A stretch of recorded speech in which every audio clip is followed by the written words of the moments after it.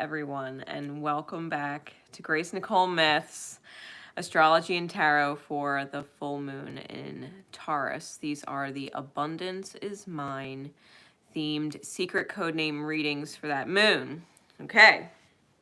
For those of you not familiar with me in the channel, please be aware I've got no filter and I don't sugarcoat anything. I'm a very raw and real reader. So if that is not your thing, you've got kids around, just don't appreciate those kinds of messages. I'm always very respectful of that. I give you the opportunity to sign off now. Otherwise, we will be getting into these energies. Full moon in Taurus. It's a big deal. It is the longest eclipse of the century. In fact, there has not been a longer eclipse since the year 1440. Hey. So lots of big energy. It's coinciding with one of the meteor showers that goes on. It's a big deal. Okay, the Uranian energy in Taurus with the moon is definitely opposing all of the scorpionic energy going on right now. There is a lot of pop-up or erratic energy coming to the surface that's addressing some really deep things, okay? So, with that said, we are going to be going into these messages. If you got a secret code name, if you purchased one, hello. If you purchased one, you know which secret code name is yours. If you did not purchase one for yourself personally, but one of the code names jumps out at you or resonates to you, there is most likely a message in there for you. For those of you who got it through Etsy, please be aware and reminded that I always give the secret code name with the shipped email. When the order is marked shipped, there's always a little notation there from a message from me that says I got it and what your secret code name is. If for whatever reason you do not see it in that email or receive it at all within 24 hours of purchasing a secret code name, just reach out to me and let me know that you missed it or didn't receive it, and I will absolutely respond and let you know what your secret code name is. Okay, so the secret code names. The secret code names for the Abundance is Mine full moon in Taurus are Crystal Apple, Lily of the Valley, Tremor, Chain Link, Marksman, Lioness, White Wings, Helios' Chariot, Purity's Rose, Baby Elephant, Fluffaluffagus, and Pooh Bear. All right, those are the 12 secret code names for the Abundance is Mine readings. Now for these readings, because Uranus and Taurus, Uranus, I was having this discussion a little earlier, is the planet that spins on its side. It doesn't have a north and south pole. It has an east and west pole, okay? It's outside of the box. Normally in readings, what I would do is the insight or tarot first and then the guidance. But what I'm going to do is pull the guidance first and then figure out why that guidance came through with the tarot. I'm going to kind of switch it around. All right, because abundance is something that is our natural birthright as spirit. Right? Before we're human, we're spirit. And when we come into human form, we don't lose our spirit. And abundance is spirit's birthright. So abundance is yours. We're going to figure out exactly what it is, guidance-wise, coming through, and why spirit would have that guidance come through for you so that you can manifest the abundance that is essentially your birthright. Okay? Whatever that abundance is for you, I would recommend tuning into your North Node energy for that, because North Node is destiny's direction. There is positive attributes and things connected to each sign. And so I would recommend looking into your North Node if you want a clue into what the actual abundance looks like. Okay. North Node, I'll give you an example, or I'll do quick examples. Like North Node in Aries is something to do with leadership and or fame and or energies that put you in a very independent spotlight where people are inspired by you. All right, if your North Node is in Taurus, it is most likely financial abundance and or gratitude. If your North Node is in Gemini, it is most likely something to do with communications, right? That you have an abundance of wisdom to speak. North Node in Cancer could very well be being nurtured and or mother-related energy. If your North Node is in Leo, it is most likely the abundance that you have is not only what you are able to give, but what you are able to receive, right? That the people in your life are able to be there for you in a very infinite and endless way. If your North Node is in Virgo, chances are that the abundance you have is the perfection of your individual path. If your North Node is in Libra, it is the perfection of essentially what is the balance of life around you, that you would receive an abundance of happiness reflected in the people of your life, that everybody would be pleased, right, with their life, which is a pleasure to the self to witness. If your North Node is in Scorpio, it could be an absolute transformation of the self, an abundance of Phoenix rising energy, your ability to transform and recreate multiple times over. It could also be an abundance of Kundalini energy. Right? It could be an abundance of very healthy Kundalini energy. If your North Node is in Sagittarius, it could be an abundance of travel. It could be an abundance of vision, like long-term vision being received. If your North Node is in Capricorn, it could be an abundance of being able to call the shots. It is very fatherly energy, being able to be the one that dictates the path or controls the path, that you would be able to trust yourself in the decisions that you're making.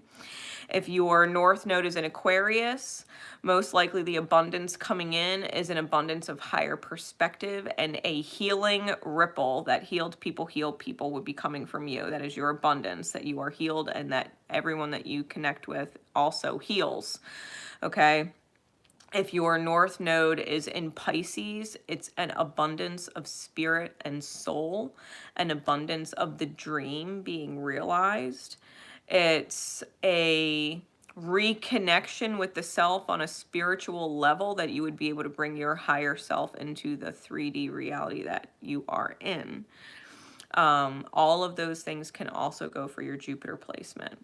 So instead of, North Node in Aries, it would be Jupiter in Aries, right? It can go both ways, whether it's North Node or Jupiter placements and or both, okay?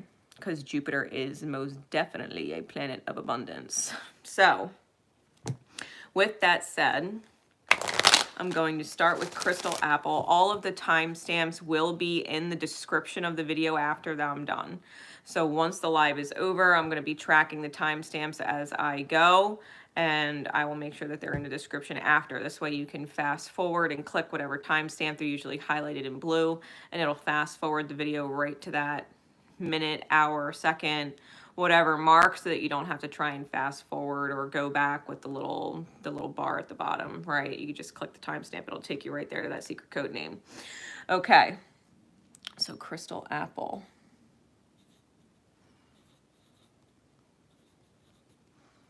Secret code name Crystal Apple. Now, if you think about the symbolism in that Spirit would show me a crystal apple. Apples are a sign of knowledge and wisdom as well as fertility. And the crystal is something that's both beautiful and solid, right? It's both beautiful and solid. Like an apple may rot, but a crystal apple would not, right? So symbolically with that, it's a very solid crystal clear. Like if you think about different synchronicities or phrases with that, an apple a day keeps the doctor away. It's almost like, knowing that the wisdom and knowledge that you have and what you create is solid regardless. It's not something that, you know, in this life, something that can rot away. Like the highest wisdom that there is and what it can create is a very beautiful thing. The experience is a very beautiful thing. So here we go. The guidance, that came right out. Archangel Uriel. Archangel Uriel is, it's a brilliant idea, but Archangel Uriel is the, how would I best describe this? Archangel Uriel is the one that helps you see inside your shadows where you cannot see.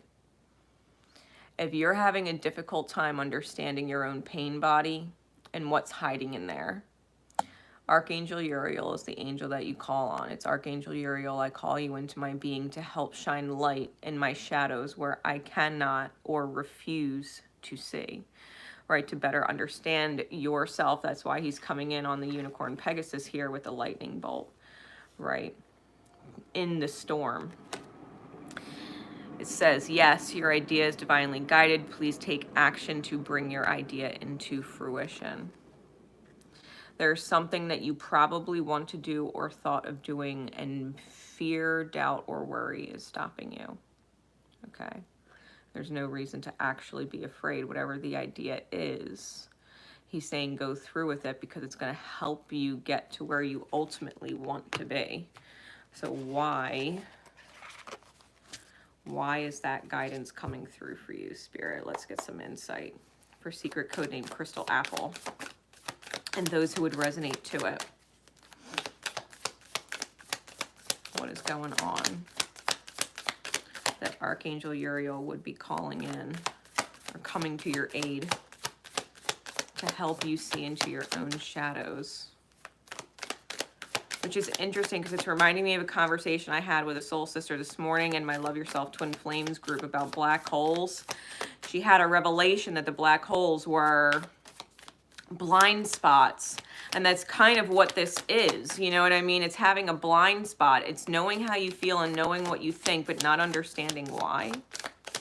Archangel Uriel calling in helps you understand why you feel and think or perceive what you're feeling, thinking, and perceiving. It's the blind spot where we have a hard time seeing ourselves.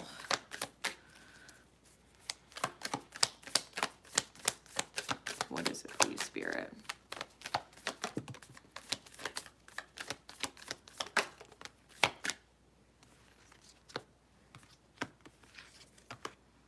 All right.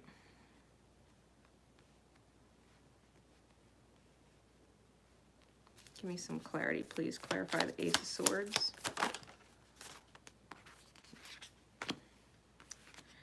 The Tower. Clarify the Three of Swords.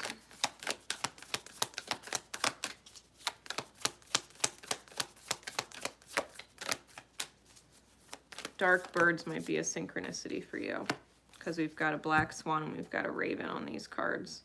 We also have a panther on one of the cards, a black panther, and we also have a rat, which is a creature of the night, is it not? We have 4 of wands on the bottom and 3 of cups on top. All right.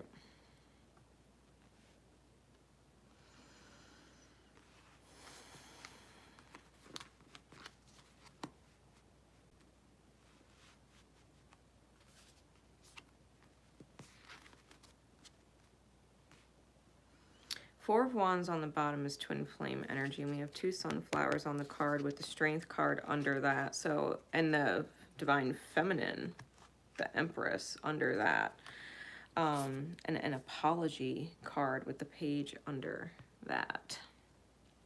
In regards to your twin flame mirror dynamic, you're going to have to be really strong in looking in your dark space and recognize what it is you're manifesting and what is being received, right?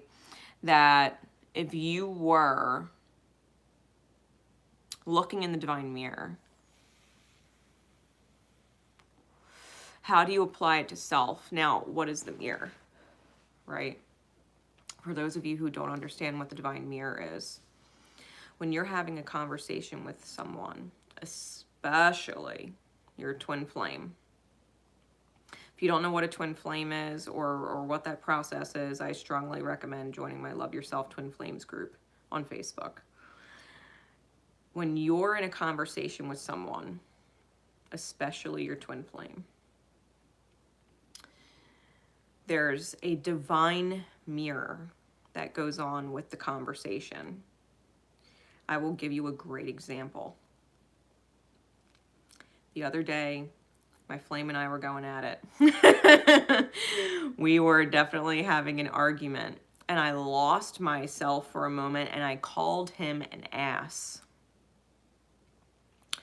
In the divine mirror of things, if I were to slide an actual mirror in between him and I, my reflection would be saying that to myself. The reflection in the mirror is essentially your higher self. I was calling myself an ass. My higher self was calling me an ass. Why? Because I was being frustrated and I was letting control of myself go, and that doesn't sit right in my soul. It doesn't sit right in my soul to actually hurt my flame or call him names. I don't believe in that. My divine self looked at me and said, "You're being an ass." If you can sit and say someone is this and someone is that, and they treat me like this and they treat me like that, or I believe this or I believe that, then you have to be able to apply it to yourself as if your higher self were saying it to you. This is the truth that ends ruin, right? The Ace of Swords clarified by the 10 of Swords in reverse. This is the truth that ends betrayal with the self. And when we end self-betrayal, we end betrayal in the outer experience from other people. This is recognizing how we betray the self. That the Tower came out with the King of Swords. This is a crash course in higher perspective. This is the universe, that lightning bolt, right? We're talking about Archangel Uriel, the lightning bolt, the same one on this card, coming through and shattering everything you think you knew and giving you a higher perspective, a mastery of it, okay? Because right now, wherever you are, you're locked in a thought of heartbreak, karmic reality, ancestral karma, and feeling trapped in it, okay? Feeling trapped in it, seeing this beautiful potential, this beautiful rose energy being trapped by thorns and swords that cut. So if you think, let's give an example, that someone is cheating on you or seeing someone else, how are you cheating yourself or seeing a version of yourself in a certain way that is not realistic? That you're frustrated, that your higher self is frustrated. Whenever this kind of thing goes on, and my flame brought it up the other night, he goes, what would you tell your client, right? What would you tell your client to do in this situation? I said, I'd probably ask them to tune into their intuition, not what they're thinking, not what they think they know, but their intuition. And then I would ask them to go back and reread everything they said to me and read it from a mirror perspective as if they were their higher self talking to themselves. And then I'd have them write a letter to whoever it is that they need to express their feelings to. Full-blown letter. No bars held. To write it all out, all that they feel, to be completely honest. Dear so-and-so, everything that you feel, sincerely, whoever you are. And then after they're done writing the letter, I would have them cross out dear so-and-so and put dear whoever they are. And instead of saying sincerely whoever they are, it's sincerely your higher self. And read it back.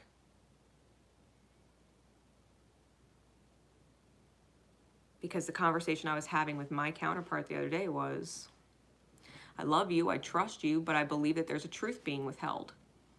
He goes, well, if you wrote a letter to me, what would you say? I said, I'd say that. He goes, okay, so what truth is being withheld? And it was one of those like lightning moments. And one part of the conversation led to another, and we had a complete breakthrough. You know, it's a matter of using the mirror and using the tools you have with yourself to see the blind spots, right? The places that where we are unconscious of ourselves and how it's affecting other people. How our history has shaped who we are that another does not understand.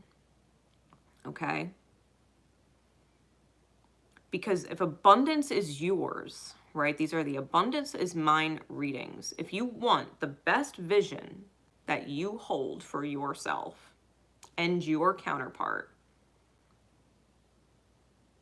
understand there has to be a shift and a willingness to face the truth in order to end the self-betrayal, the part of you that is not in alignment with the mirror, the higher self in the mirror, so that you can correct it and move forward, so that you can shift your thinking, so that you can shift your perspective, so you can let the self-betrayal and the self-sabotage go, right? This Uranian energy in Taurus, this shift in perspective with the moon, that's opposing the self-sabotaging, self-betrayal aspects of the shadow of Scorpio. I almost said Scorpius. Scorpio.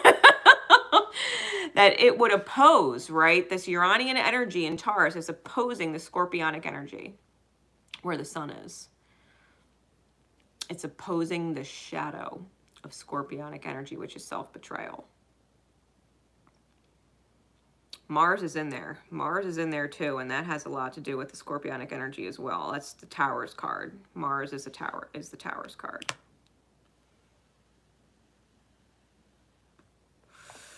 With this full moon, this is about taking ownership of your blind spots.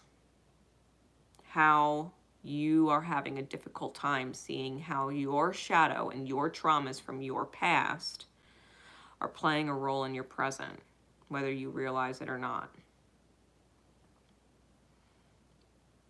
Another great example that I'll give you. Growing up, my flame had a lot of people that he loved walk out of his life, walkouts. My parents never walked out and probably should have, right? He grew up witnessing people fighting and walking out on each other, and he deemed it unacceptable. It is unacceptable to walk out if nothing good comes from it. I lived a completely different experience where my parents would not walk out on each other and they would battle for hours and days. They should have walked away and cooled off and recollected their thoughts. So anytime I took space thinking I was doing everybody a favor and walked away, he was taking it in a very different way. He was triggered as shit. He was triggered as shit. And every time I couldn't cool off and I couldn't walk away and he continued to stick around, he felt like he was doing us a favor. Staying and not walking away when I got triggered as shit because it's not stopping and I can't recollect myself. And we were triggering the shit out of each other, and we had this amazing breakthrough and understanding as recent as last night. So this moon energy and the reading that you have to understand where your own perspectives are stuck about what beauty looks like, what healthy relationships look like, and kind of put it to the side because it's causing pain. That's repeating from ancestral karma between you and your counterpart. Okay. Be really strong and accept the fact that your perspective and their perspective are very different, but that does not mean that you can't find common ground and understanding and build from there. That's why Archangel Uriel is here. Okay? Use the mirror to your advantage. Keep your mind open. Keep your heart open. And remember what it's like, not just to be in your shoes, but what it could have been like in someone else's shoes. And to have compassion for each other, because whenever we're angry, there's a lack of understanding about the other person, right? If we're angry at a person, what the reality is we're lacking an understanding of that person. If someone's angry with you, they are lacking an understanding of you, and vice versa. If you're angry with someone, frustrated with someone, then there is a lack of understanding that you have about them. It's just a matter of taking the time to breathe, recognize the mirror conversations going on, and try and figure out where they're coming from a very calm place, because there's love there. There's love there, and it's more important than the anger and the frustration, right?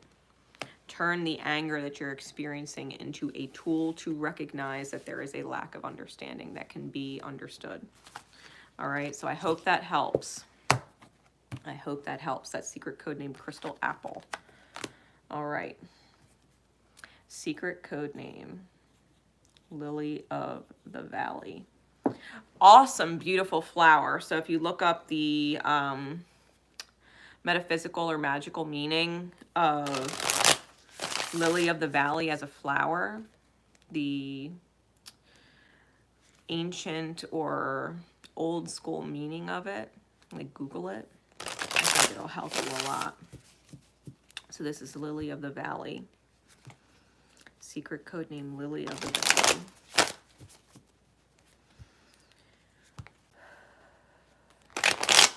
Put a quick shuffle on that. Okay. Spirit, what is the guidance, please, for secret code name, Lily of the Valley? Archangel Jeremiah. Life review. Hashtag reflection. Life is a mirror. Archangel Jeremiah. Take inventory of your life and resolve to change or heal anything that is unbalanced.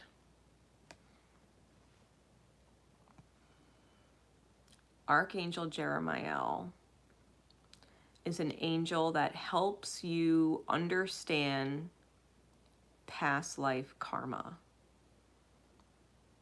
He helps you clear it. Okay, he is the archangel essentially of the Akashic record. Archangel Jeremiah. Whatever is going on, this is something that isn't just from this lifetime that's healing. This is something from past lives that's healing. Whatever karma is going on, there's past lives and debts owed involved. Okay?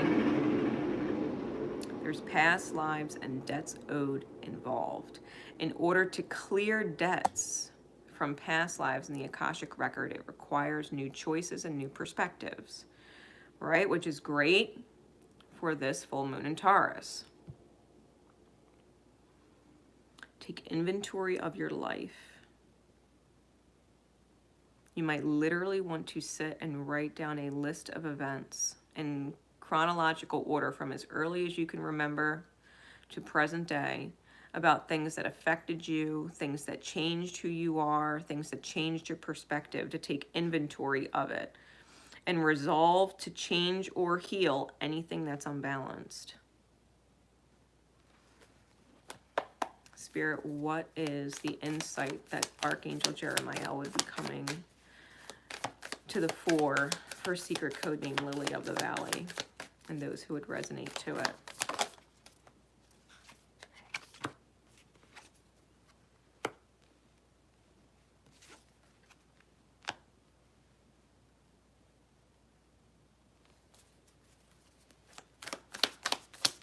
What else?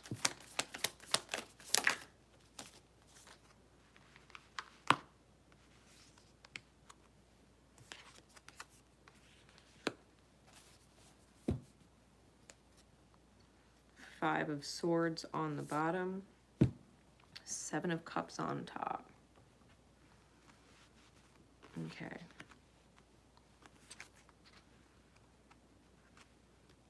Five of Swords on the bottom is that there's a history of argument. A history of argument, or if someone were to cut you, it's like you're also the shark that smells blood. When someone is wounded, and that hurt projects at you, it's like smelling blood. It's an instant reaction or fury, right? That is the past life underlying issue. That is the bottom of the deck. Underneath of that is the moon, childhood wounds with the Three of Swords, heartbreak. Four of Cups, missed opportunities to move forward and heal via apology.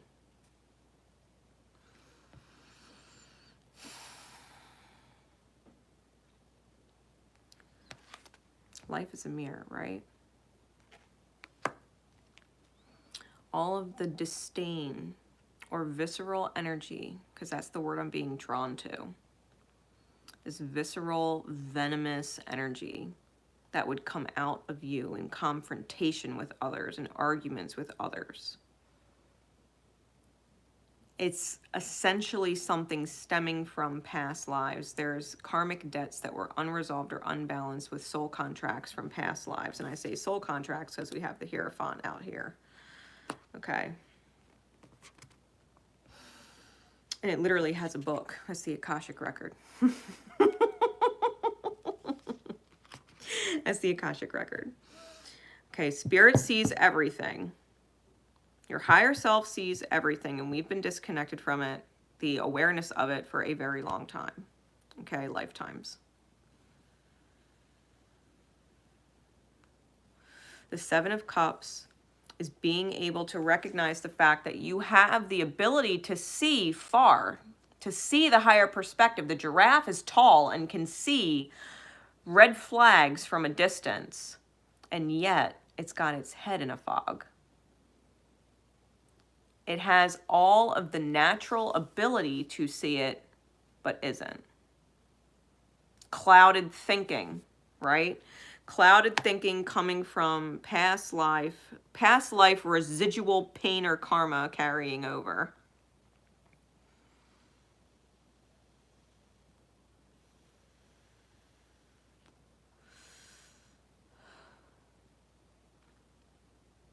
Your heart is big.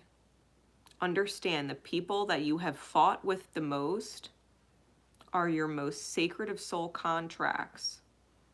They are the people in this life that have stepped forth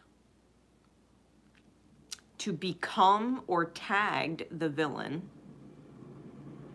in order to help you see how your anger is in fact the villain.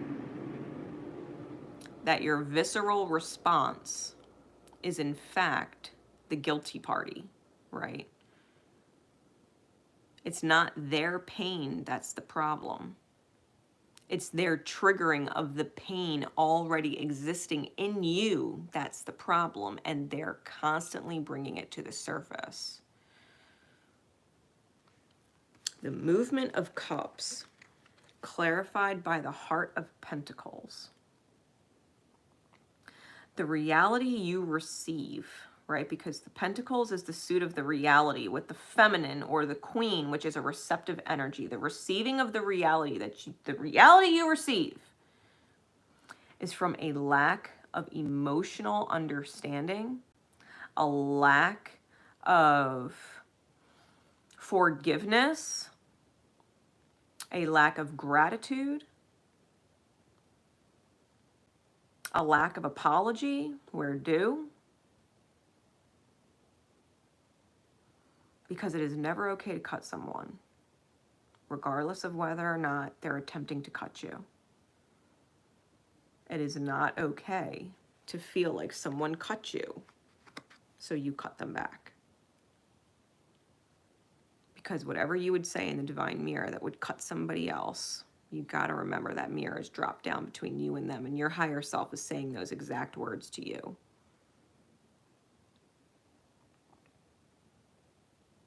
If you could look at someone and say, you're a drunk piece of shit, that on some level, your higher self is letting you know you're behaving like a drunk and it's shitty to watch when you're angry and speaking those words, right? You're acting like a drunk. You're drunk off piece of shit energy.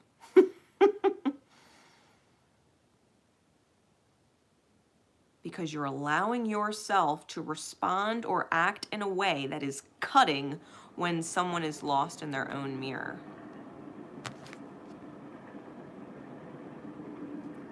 Think of all the arguments you've had. Think of all the confrontations that you've had. Think of all the confrontations or arguments that you witnessed. Did it ever feel good to witness someone else's visceral energy? I don't think so. Were they missing an opportunity to love each other?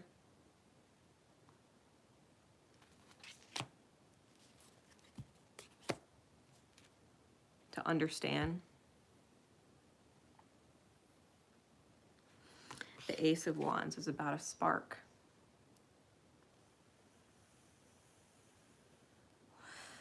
A divine fire under the ass for you to intuitively receive with the tiger.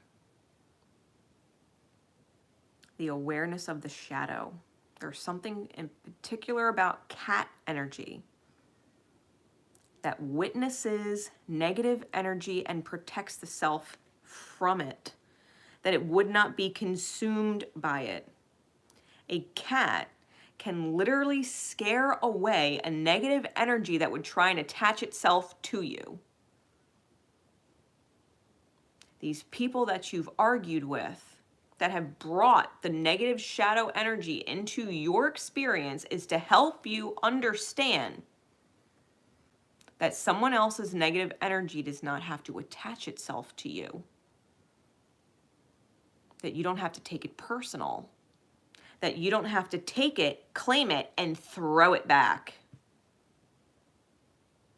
Because once you throw it back, it's yours, isn't it? It's in your possession. That you would deal it back. You cut me, I'm gonna cut you. You hurt me, so I'm gonna say things or do things that hurt you. Because your actions or your words hurt me. It's a reoccurring pattern.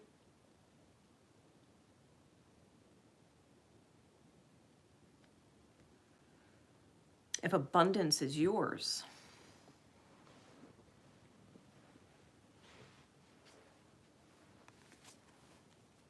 you might want to start with gratitude and letting the gratitude flow. You might want to start with forgiving the self in the mirror.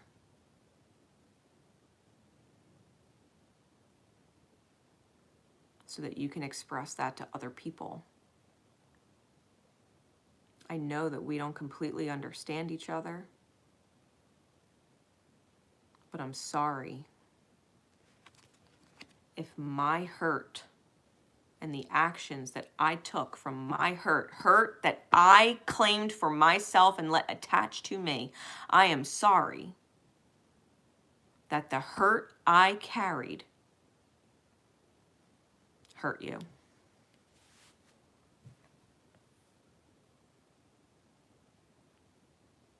I'm sorry that the hurt I had at the time that I was blind to.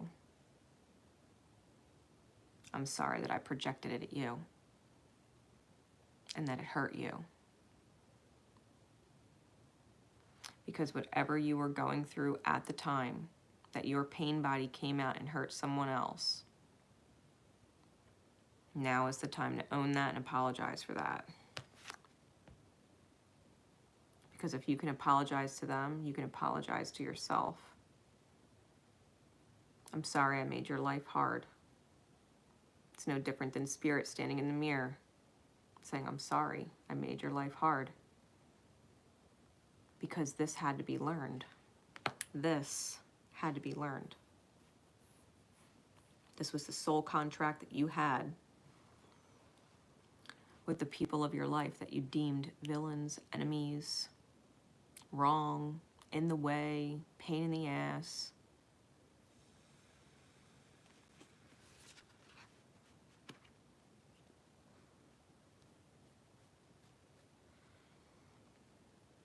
You know, it's like wishing someone dead. You're wishing, your higher self is wishing metaphorically that you would just transform. Death and transformation go hand in hand. From some 3D self to a spiritual self. I wish you would just transform. I wish you would stop being so lost in your human experience and remember your spirit.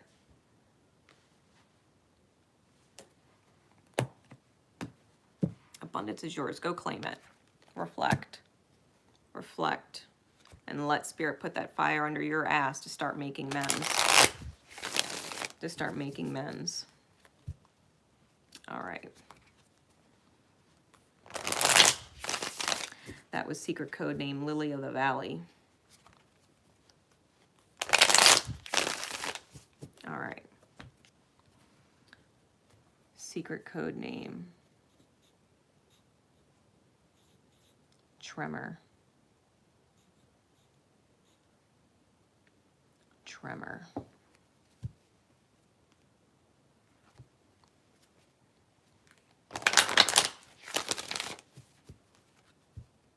This is a reality shake, right? Tremors are when the reality, the ground in which you stand, shakes, where the foundation can crack, where things can collapse.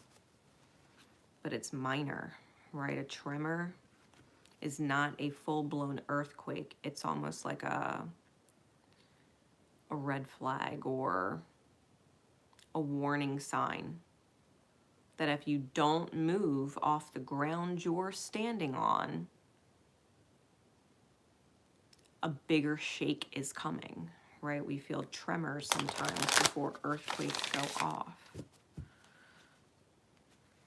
It's a recognition that the ground you're standing on, or how you're standing your ground, is shaky. You're standing on ground that is shaky. Where you're standing your ground is not entirely solid. On the very deep layers, right? There's a foundational crack or fault somewhere deep in it. So tremor. And those who would resonate to it. Spirit, what's the guidance? What angel is coming through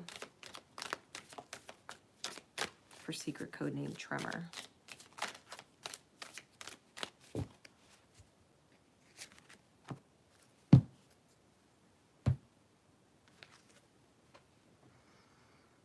We've got Archangel Shamuel, beloved one, hashtag twin flame. It says, I am helping you with your spiritual soulmate relationship. Archangel Shamuel is the archangel of harmony between people. Raphael is the healer within. Archangel Shamuel is the healer of the out. It heals our connections with other people, where we feel we have toxic karmic cords connected, that it would be a toxic cord, something that's energetically draining of your energy and of your light. Archangel Shamuel, when you call him in, heals your relationships so that they are no longer closed or remembered in a toxic way, but that they can gain closure in a very light way. Archangel Shamuel, I call you into my being to help heal my relationships with other people, to bring harmony back to our connection as souls. So if abundance is yours, why is that guidance coming through? Give us some insight, please, Spirit.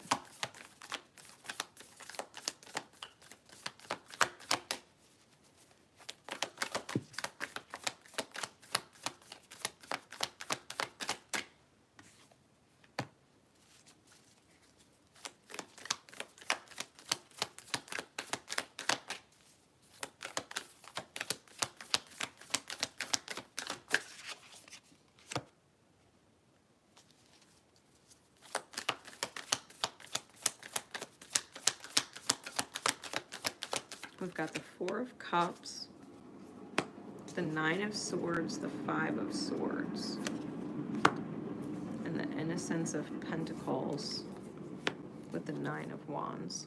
We've got the Two of Wands on bottom and the Six of Swords on top. The underlying energy is self-fulfilling prophecy and needing to take a rest because you're carrying too much karmic weight. Karmic weight that needs to transform and needs to end.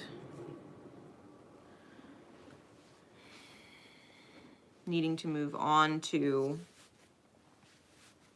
a more calm or healthier state of mind. Think in the divine mirror if you felt someone was missing a beautiful opportunity with you, that they were lost in a nightmare.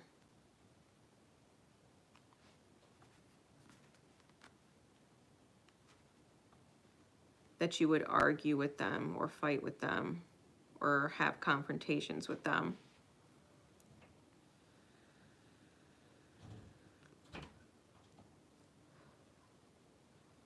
That they don't know what they're missing, or they don't know what they're giving up.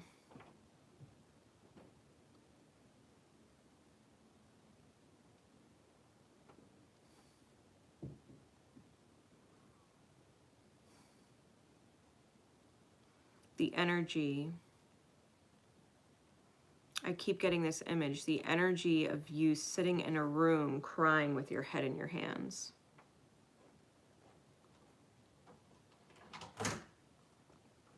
It's this feeling, okay? It's this feeling of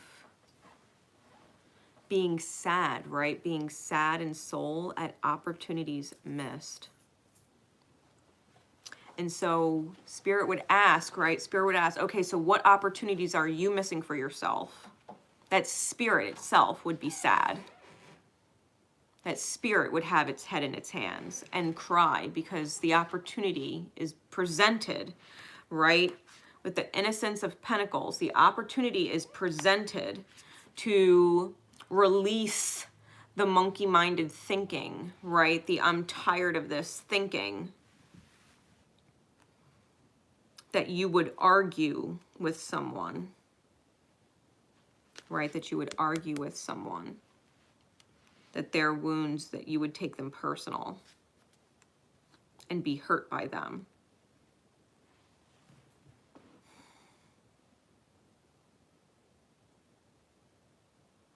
Firstly, someone else's nightmare or missed opportunity is not your nightmare and your missed opportunity.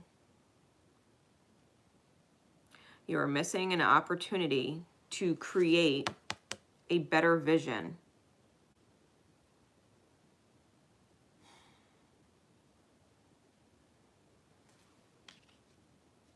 Your ability to take a break because it's just too heavy. To take a step back, right? To just take a step back and claim space for yourself instead of injecting the pain back into the equation by continuing to pursue it, right? Or continuing to confront it.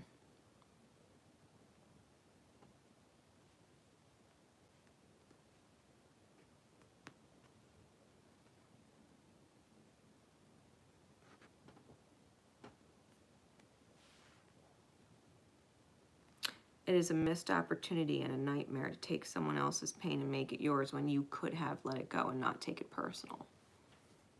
And just accepted this, maybe this person just needs some time. But to not feel pained by the fact that they need time.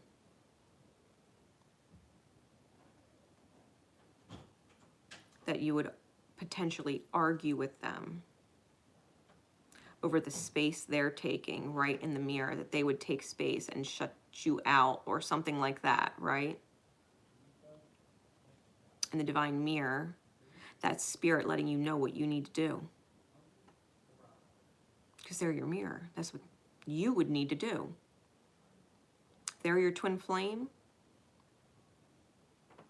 If they take space and ghost and they're not worried about you, then maybe you just need to take space and be busy and get to it when you get to it and not worry about them. If you flash back into your dynamic, right? Is that also what you're learning now? To not let someone else's pain become personal to you, that you could just take your space and not worry about them? That you can go about your day? Is that not what you're learning? That it's okay to not worry about your significant other, whoever they are?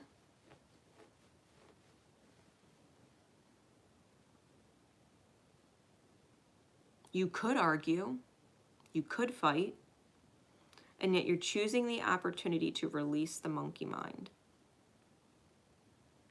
The monkey mind that used to choose to fight or get upset when someone else is going through their own healing. And it's not your healing.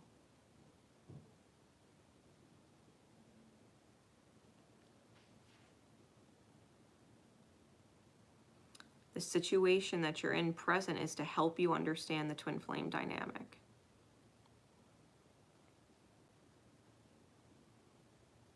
To be more carefree.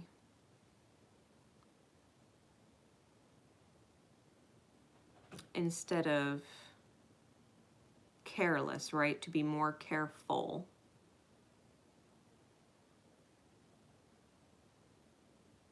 That you would care, right, about someone else's healing enough to let them heal it however they need to heal it. That they would have time and space to heal it without you taking it personal and being a prisoner of your caring, right? Because the opposite of being carefree is a care prisoner. It's not about being careless, it's about being careful.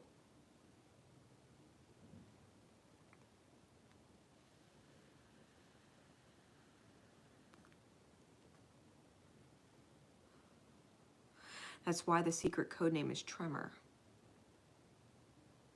It's not a huge earthquake moment like we can feel with our divine counterparts. It's a tremor to let you know where the fault is. And that the ground you were standing on, or the ground you were standing, that you were standing your ground on it, was riddled with faults that were causing the reality to shake. And then if you don't adjust the fault, taking someone else's pain personally and not understanding at the time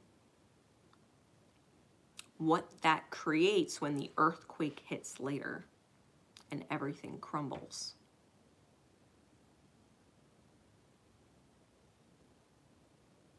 It's helping you be more careful and allowing you to learn being carefree instead of care prisoner, right? So I hope that helps, because if abundance is yours, that's the way to do it. Understand Archangel Chamuel is helping you heal this, okay?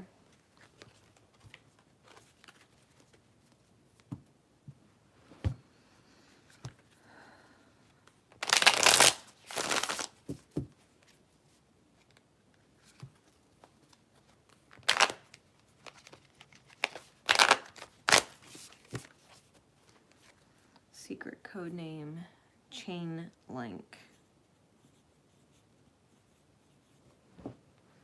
Secret code name, Chain Link.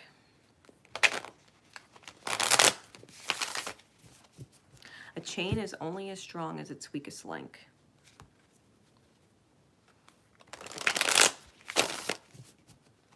A chain is only as strong as its weakest link. So I've got to ask you, who's the weakest link?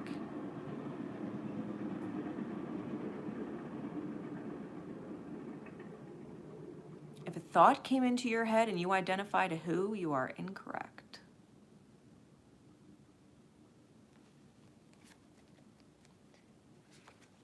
Who is the weakest link? If you felt you knew who the weakest link was, and it wasn't you, then you are incorrect.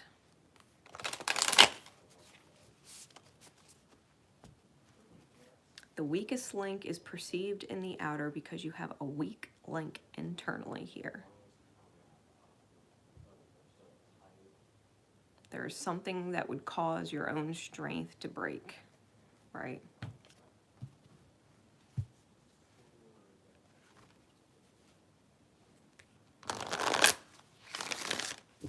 Good.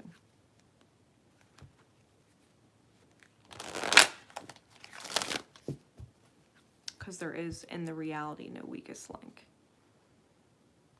One person is not weaker than another. The whole idea of weakest link is an illusion.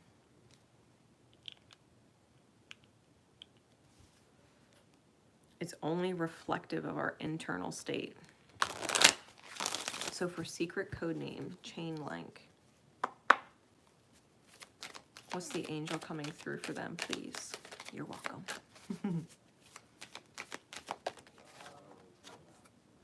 Oh, there it goes. It came out again. Archangel Jeremiah, the archangel of the Akashic record. This is life review. Life is a mirror. Like I said, if you could say that someone is the weakest link and know who they are, then the weakest link starts with you. It's the weakest link inside yourself. What part of how you hold yourself together is not strong enough to support the entirety of you and the purpose that you hold?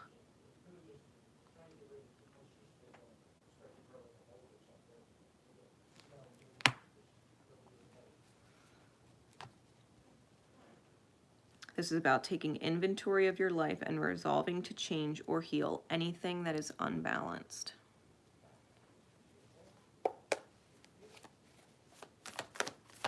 Give me some insight, please, Spirit, that this guidance would come forward for secret codename chain link.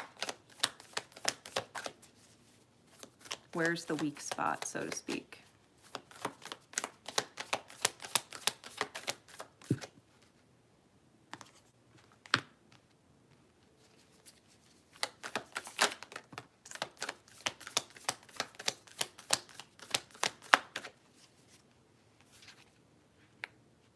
Holding grudges.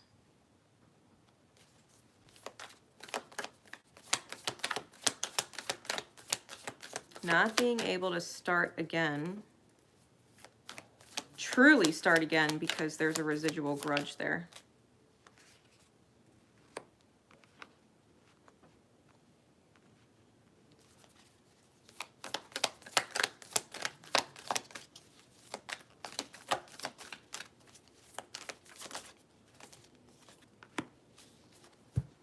Wishing someone would give what you give. Movement of Cups is the Knight of Cups on bottom with the Queen of Cups on top. Knight of Cups on the bottom with the Queen of Cups on top. And we have the Seven of Pentacles under that and the Moon under that. Wheel of Fortune under that with the Sun under that. Especially if the family tree or the family dynamic is not what you want.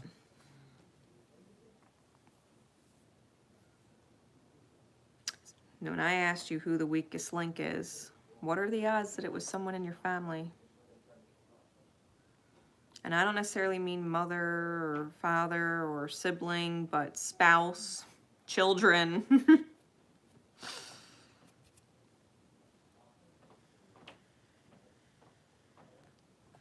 that you have a hard time getting past the fact that maybe they don't give equally to what you give.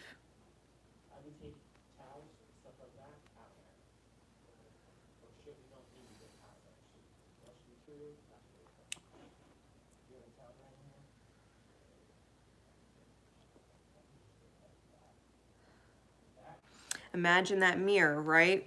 We're talking about life as a mirror. Imagine you saying that to someone. You don't give what I give. You don't give enough of what I give. If you dropped a mirror in between you and them, and your reflection, your higher self as your reflection is saying that to you, you don't give me what I give you. I wish you gave to me what I give to you. Think about that. That you would hold a grudge and not let it go. Spirit is putting its foot down and holding a grudge and not letting it go. It's not letting it go that you don't give it what it gives you.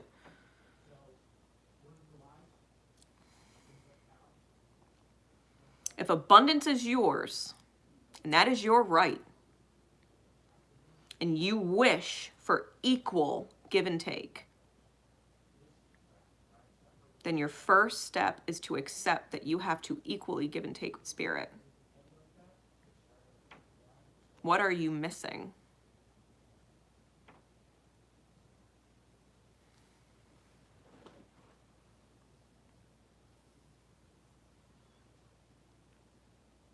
You can't sweep things under the rug and let it go and move on and pretend like it's not bothering you. Why is it bothering you?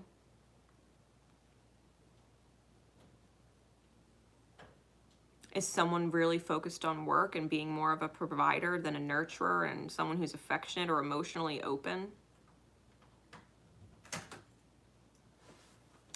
Are you wanting that from someone else?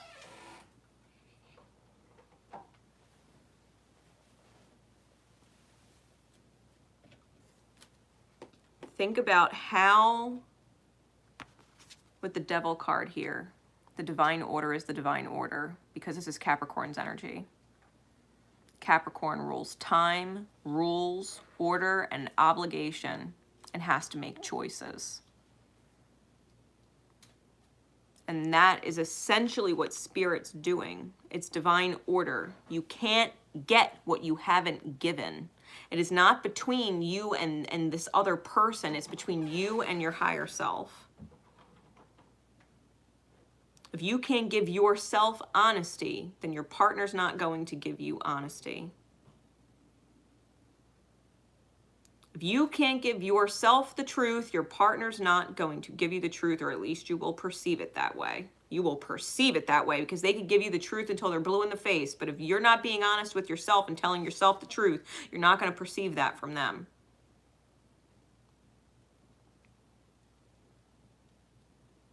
If you can look at your partner, right, for example, and say they're not enough, it's not enough, they're not giving me enough. How are you not giving yourself or your partner enough? What is it?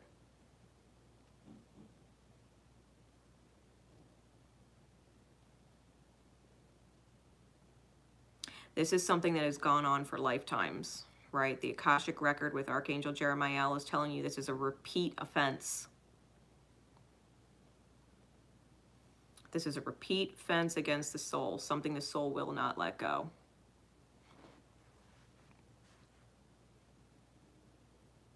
The Heart of Cups on top is to be made aware that you are very grateful, to put that in your mirror, to express gratitude for what someone does that you do not.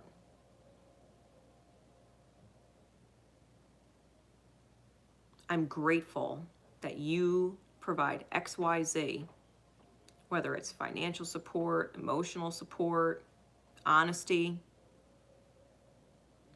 whatever your XYZ is. I'm grateful that you provide those things because I don't. and to start there.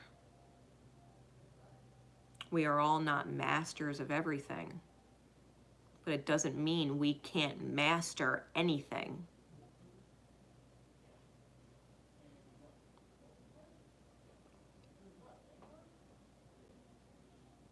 The wish fulfilled, the balance, the equal give and take is there. The abundance of that is there. But you've got to be able to let the grudge go or let the chip off your shoulder. You've got to be able to let the chip go off your shoulder. Because that's affecting the reality being balanced and granting your wish of balance and equal give and take. Because your person, whoever it is, your quote-unquote weakest link, whoever they are, ain't going to let the chip off their shoulder until you do. It starts within, right? It starts with us. Other people don't do it first. We do.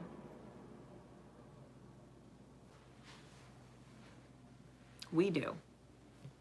Capricorn's energy is the one who calls the shot and makes the decision.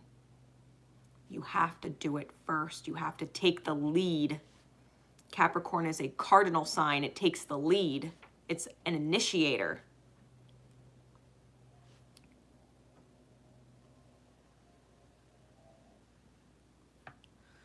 It is not someone else's job to do it first. If you're grateful, don't just express it with your words, show it with your actions. Actions speak louder.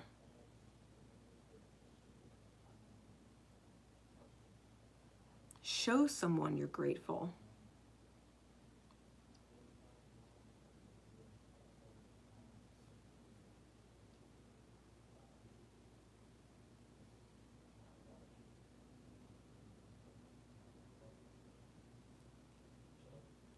It's like if you would be grateful.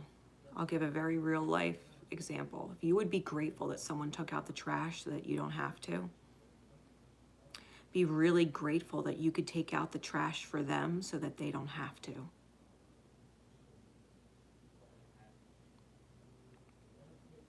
If you would be really grateful that someone else did the dishes so that you don't have to.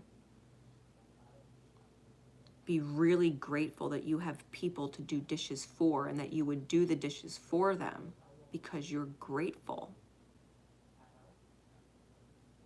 for them so that they don't have to. Where it used to be a chore that maybe was resented,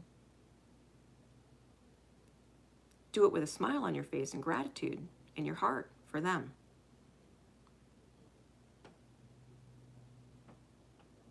Shift how you feel about it, right? We have all these cups here. We have 3 cup cards, top and bottom of the deck and on the board. Apply it to your reality, coin cards, Capricorn's card. Apply it to the reality, earth energy.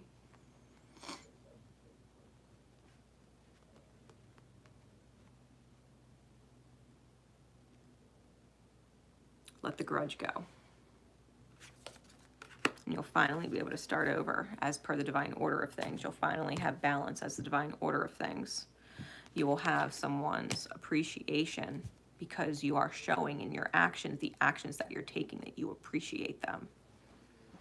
However that applies to you. Take it how it resonates.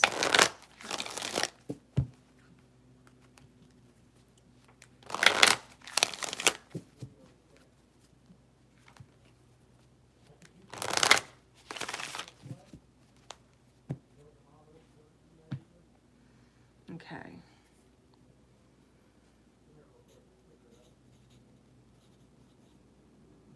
Secret code name Marksman. Secret code name Marksman. And when I saw the image for the secret code name, I literally saw someone with a bow and arrow aiming at a target. And being able to release and hit the target. That you would hit the mark, right? Marksman. Someone who aims fires and hits the target. Specifically the bullseye, which is the intention, unless you're aiming elsewhere. So Spirit, please.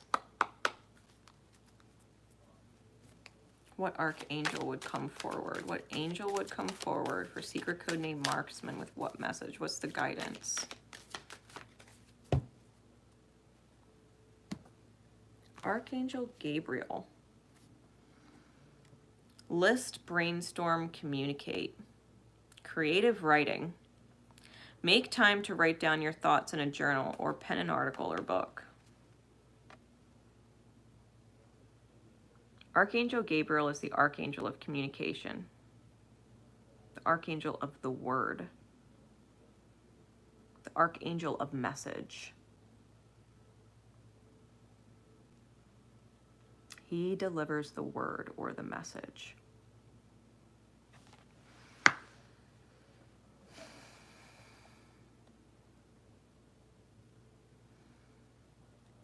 List, brainstorm, communicate.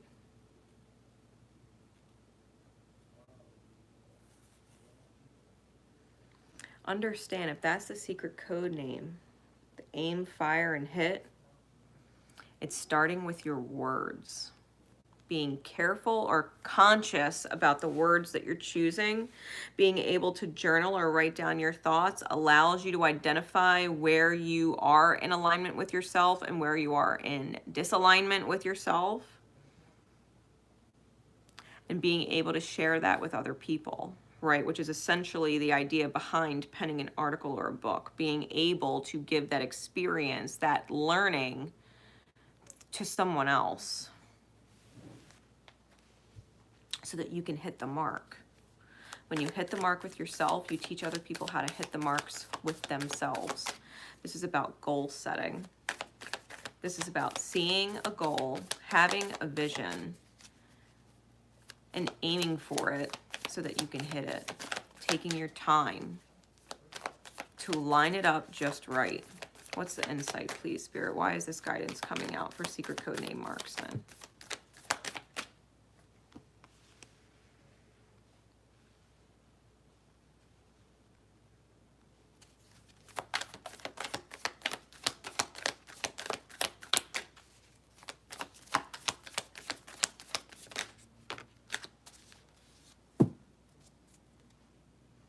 We've got the Magician on the bottom and the Six of Cups on top. Now the Magician comes out on the bottom, right? And Archangel Gabriel has a magic wand here.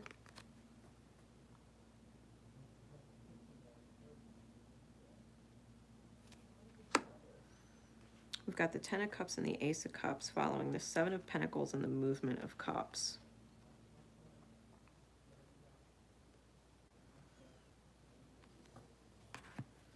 A sacred soulmate from past lives, a one of a kind. This is who this reading is about for you,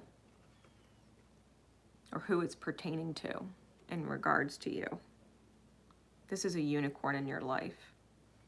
There is only one of them. No one could possibly replace them. A sacred soulmate. Chances are it is either a spouse or a child. They are a one of a kind.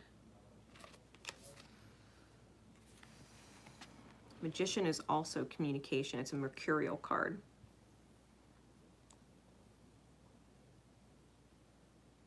Movement of Cups in the upright is about expressing gratitude even if things aren't perfect.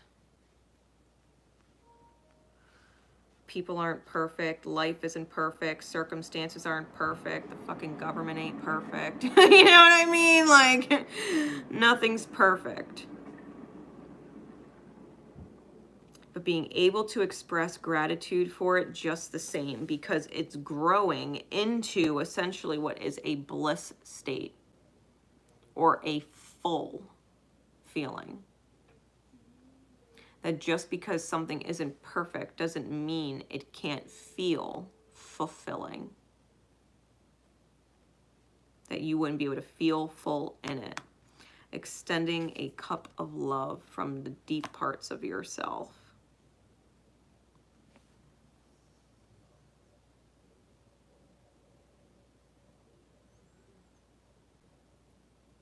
It's almost like instead of being elusive or unclear, that how you're thinking or what you're saying is mysterious, it's about being very clear. That when you feel the need to be elusive or not answer directly, that you would face it with a direct, clear answer.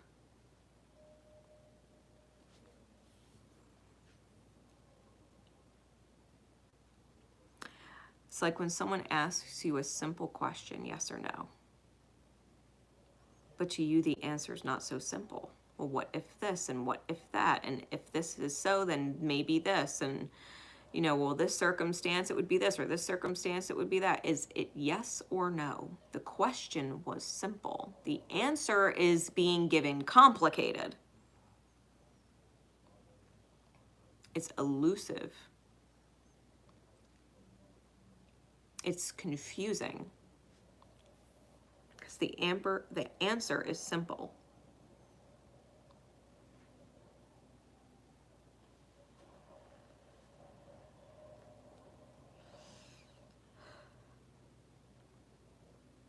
It's like if someone were to say, well, what do you think you could do better? And you're like, well, I don't know what I could do better, but I know you could do this and you could do that and you could do this and this and this and this and this.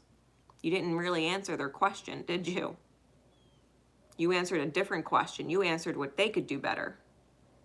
You didn't answer what you feel you could do better.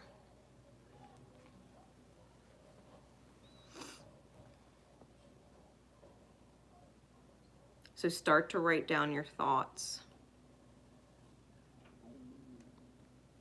Start to understand how you're processing experiences. Because just because you experience it a certain way and perceive it a certain way doesn't mean it is that way, and that's the reality.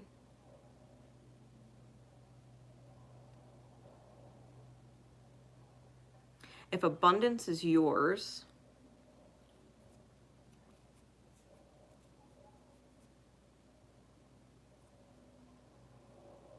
you've got to be able to plant the seeds inside the storm inside your head. The seeds of the rainbow after the storm. You can't see the rainbow after the storm if you're not thinking about it despite the storm. If you're in the storm and you're thinking about the storm, you're going to get more storm.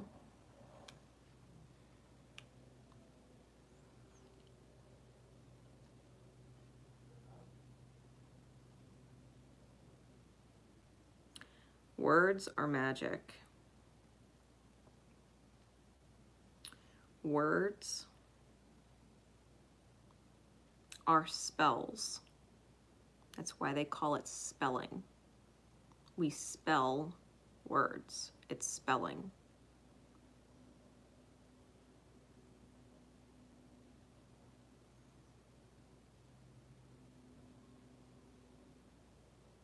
And it's always applied to the self. It's always applied to the self. It doesn't matter who you're directing your words at. It is always applied to the self. There is literally always a mirror between you and everybody else, and higher self is having a conversation with you as your reflection. That has been an ongoing reminder with these secret code names. Spirit sees everything.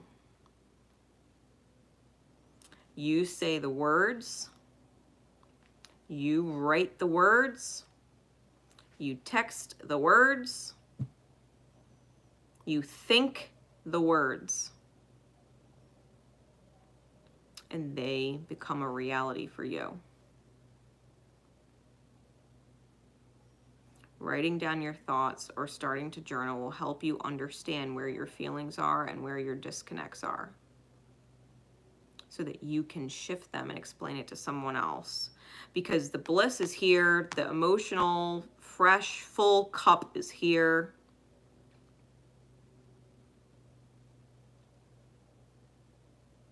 It's a matter of addressing with love in your heart that it's okay that people and life is not perfect. It's okay that you are not perfect. It's okay. It's okay. You could always be worse. They could always be worse. It's the law of relativity. We might not be perfect, but we could definitely be worse. And it's about finding gratitude despite imperfection that leads to fulfillment. Because if you can accept that everything isn't perfect and that you're not perfect, but that everybody is growing, yourself included, you can feel full. You can give clear answers, precise answers that are accurate to the truth that you have, that Spirit has for you.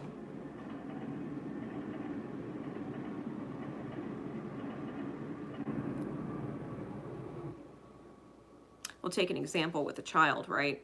It's like your child brings home their report card, right? It's getting close to that time where like first quarter's done. It's like your child brings home their report card and they got straight B's. Well, if you just work a little harder, you can get A's next time. You did good, but if you work a little harder, you can get A's next time. You apply yourself a little bit more and you can get A's next time. It's no different with Spirit saying it to you. You're doing good. But if you apply yourself a little more and you work a little bit harder, you can ace it next time. Your B rating isn't not good enough. It's not perfect. But that doesn't mean it's not good enough. It's great. You could have got a D. You could have got an F. It could be worse. You can get a grade that's so bad that there's no way you could pass the class at the end of the year, no matter what quarterly grades you get. Could have been a lot worse. It's okay that it ain't perfect. Apply yourself a little more. Pay a little more attention. Do a little more of your inner homework. And you'll go from doing great to doing amazing. So I hope that helps, because if abundance is yours, this is the way. It's about being clear. Setting clear intentions for the self, that it's okay that things aren't perfect. It's okay. As long as you're willing to grow and apply yourself and make changes, right? To improve. As long as you're willing to improve, as long as you're willing to keep at it, as long as you're willing to not give up, right? To not quit.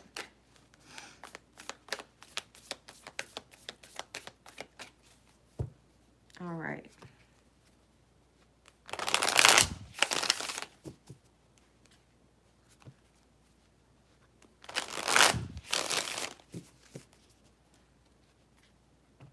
Secret code name. Lioness. Secret code name Lioness.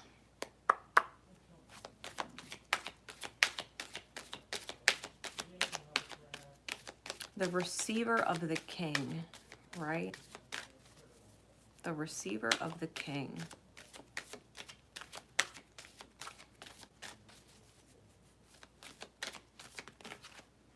Oh, we got two.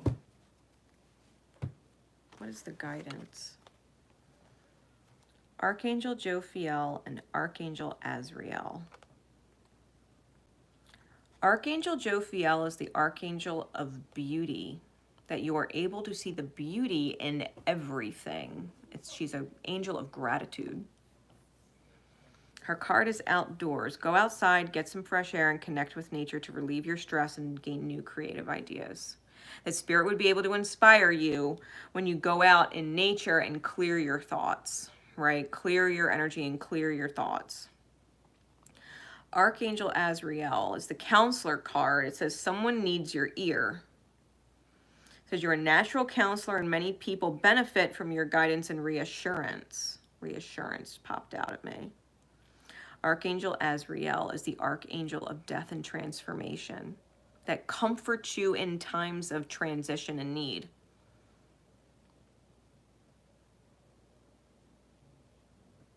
Seeing the beauty in everyone. Being a reassuring voice for them that they can do it. That you believe in them.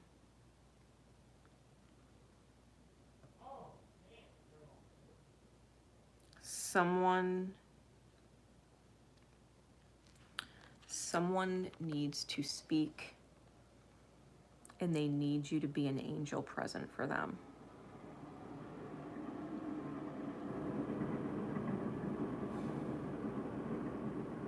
Who better to have the ear of the king than the lioness? The lion is the king. So who better to have the ear of the lion than the lioness?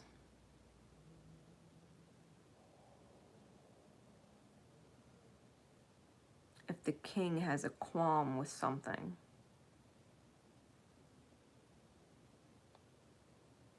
why would he not be able to discuss it with the lioness,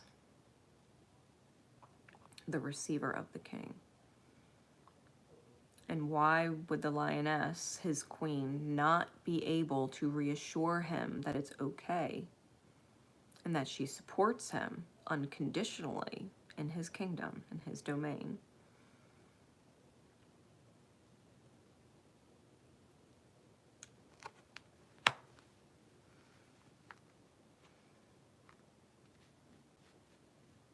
The lioness is the one that hunts and provides. The king is the one that maintains the order.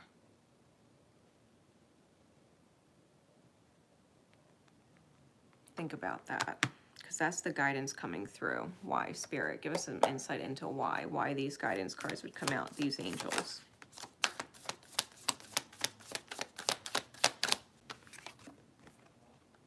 King of Cups. King of Cups is someone emotionally withheld. There's our lioness. Woo! Seven of Wands.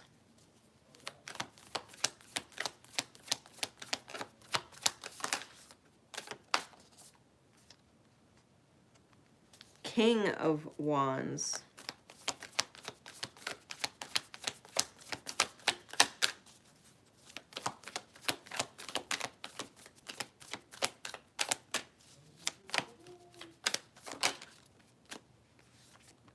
And the Two of Cups.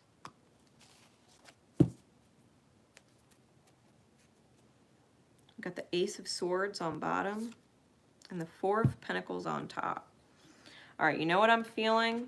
I'm feeling as if we have two strong-minded individuals that like to take the lead, but one is definitely the king, the lion, and one is definitely the queen, the lioness. And I think the lioness has gotten confused in its role.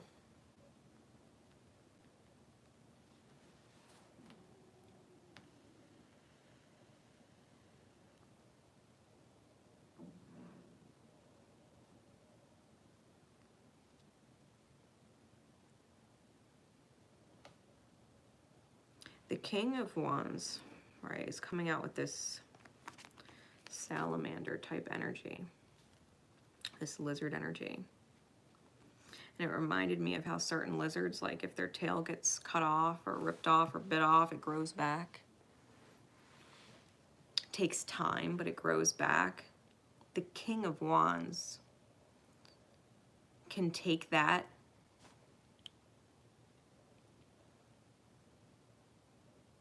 but the lioness gets feeling like there's someone who's very defensive.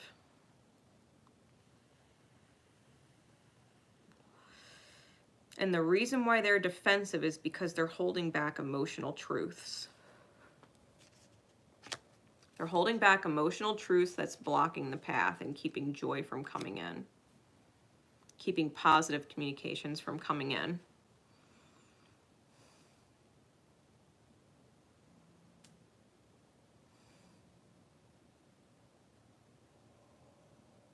Really, I'm reading Someone Needs Your Ear, what I wrote on the counselor card.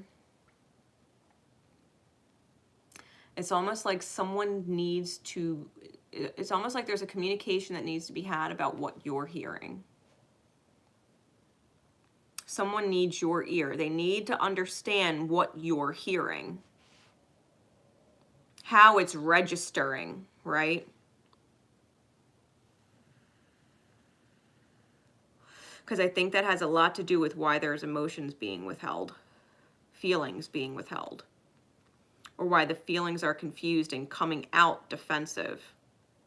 The emotions are mature and they're real, but they're coming out defensive, and that's a problem. Defensive and or aggressive, right? Because this lioness is very aggressive.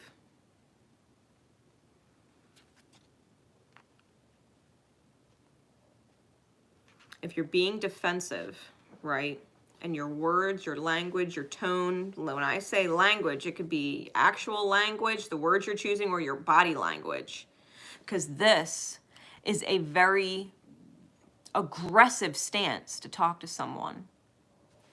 This is a very defensive stance. You're not hearing them. You might be hearing the words, but it is not registering what they're saying. Someone needs you to go like this, to be open. Because if you're like this and you're attacking aggressively, or if you're like this and you're closed off, you are not hearing truly what they're trying to communicate to you. You're hearing the words, but you're not hearing them correctly.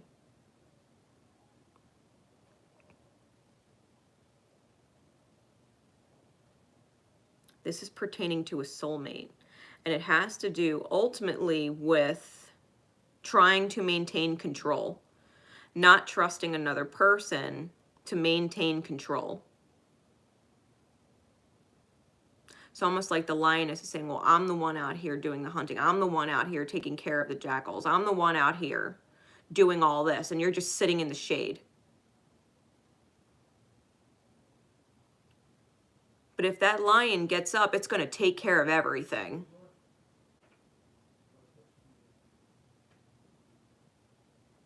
The lioness is not alone.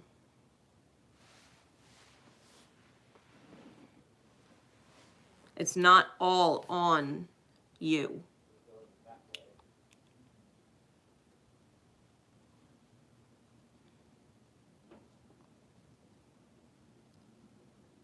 No different than it shouldn't all be on someone else.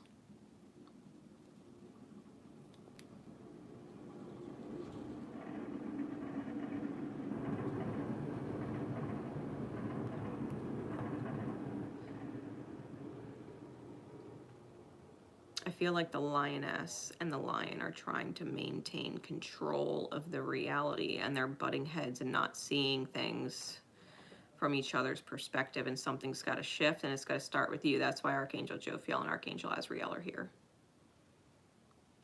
reminding you that maybe you need to go outside and get some fresh air and clear your head. And remember that you are the lioness and not the lion.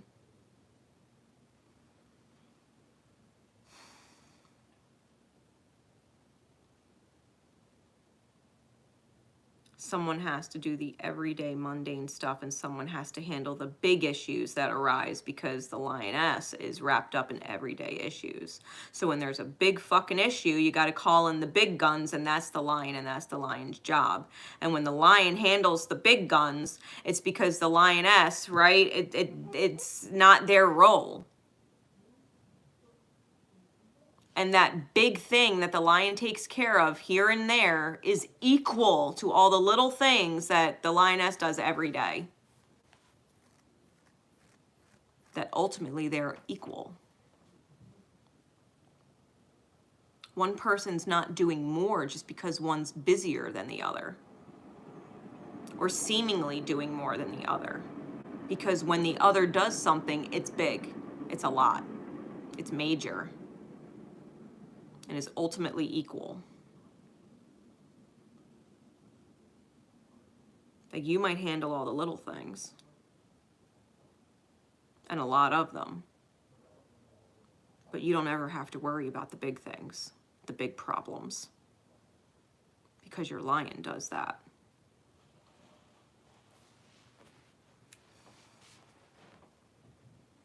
It's about remembering that it is fair. It is fair. And that's the truth. That's the truth.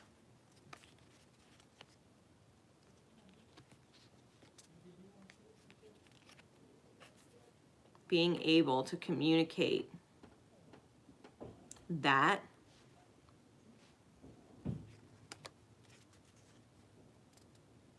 being able to be happy in your role is a huge part of it.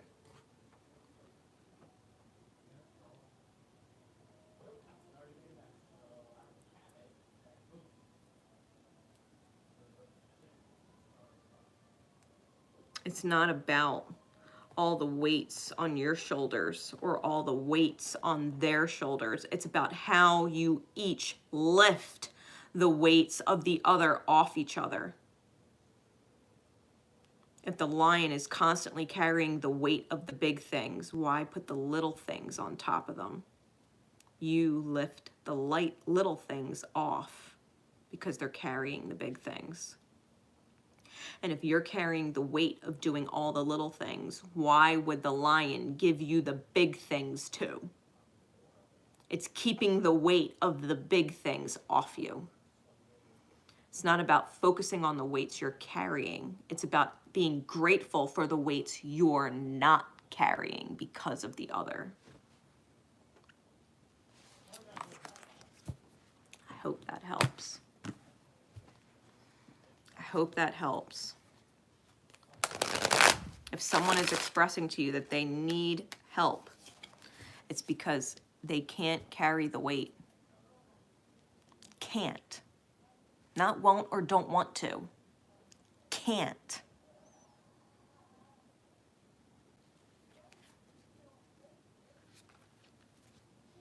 They're carrying other weights.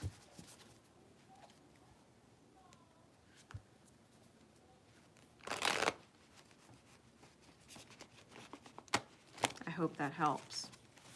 That was secret code name Lioness.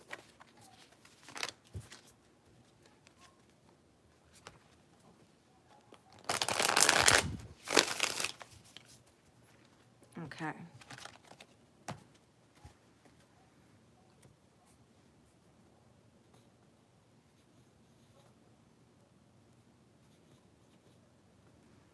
Secret codename White Wings.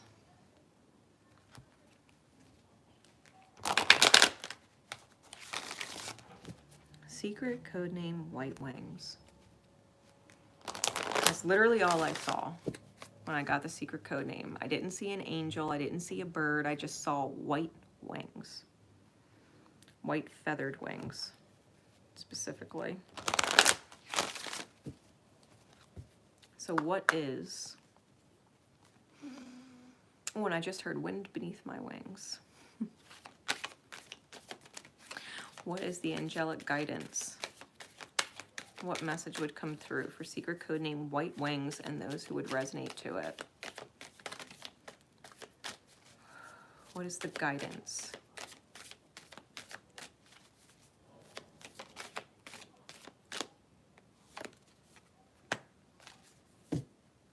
Archangel Raguel. Clear sentience, which is clear feeling. Notice your reoccurring physical and emotional feelings as they signify divine guidance.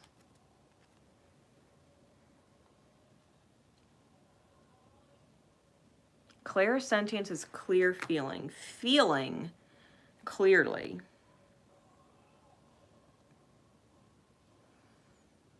Archangel Raguel is an archangel of justice and fairness, balance.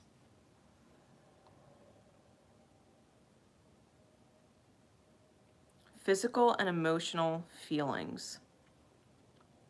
Let's just say you've been feeling tired for a long time. You can't shake this feeling of being tired.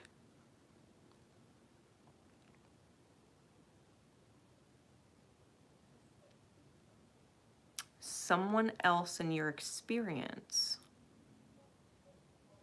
is tired spiritually of something.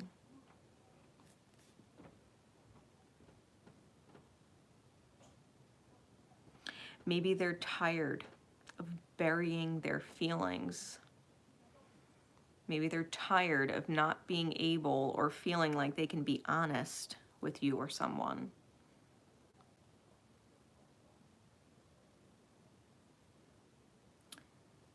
If you've been feeling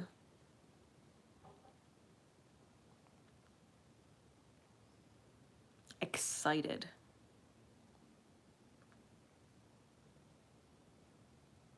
it's because you know there are things moving in the outer experience in your favor, something that you enjoy, right?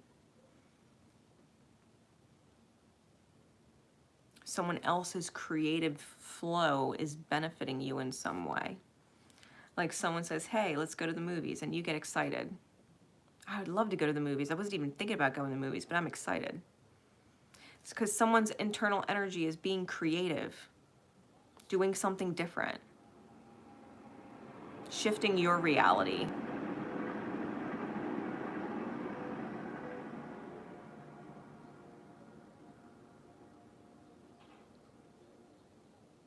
If you're feeling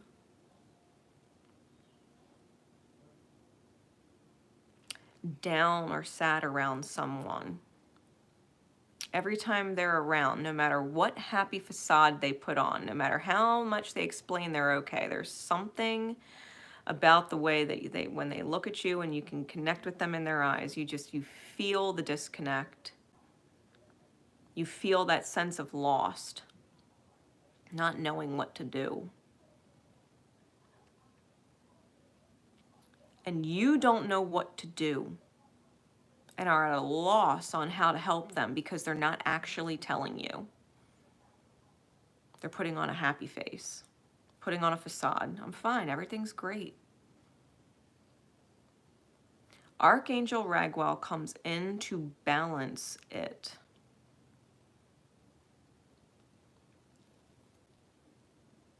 If you're tired and someone's keeping something in and they're tired of keeping it in, right, as the first example that I used, you could sit down and have a conversation with them and be like, hey, what is it that you've been keeping in? Talk to me. I don't know how I'm going to respond or react, but I will do my best to be understanding instead of reactive, no matter what it is. Talk to me. What are you feeling? You've got to be tired of keeping it in. Bring it to balance. If someone's excited and they're bringing their creative energy to the forefront and feels great and they're initiating and sparking change, that's your sign to maintain that balance and reciprocate. Next time you think of something and invite them out and shake up the day. Make it better. Bring joy to the experience. Reciprocation.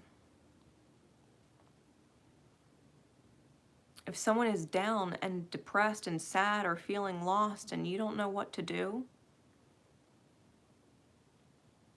bring balance to it. Be like, listen,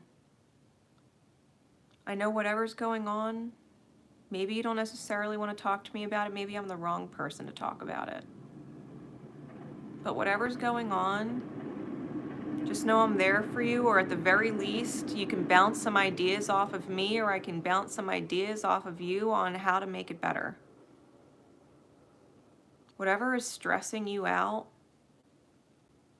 remember that it's temporary. And you can get through this. You got this. Remember who you are. You can handle it. You're capable of doing and saying whatever needs to be said and done. And bringing balance to it. If someone is lost, remind them who they are.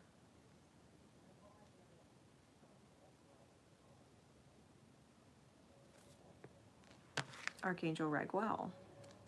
So why is that guidance coming through, Spirit? Why is that guidance coming through, Spirit? Secret code name, White Wings.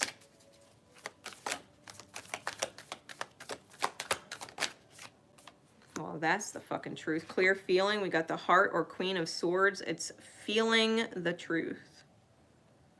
Heart of Wands, feeling the spirit. Feeling the desire.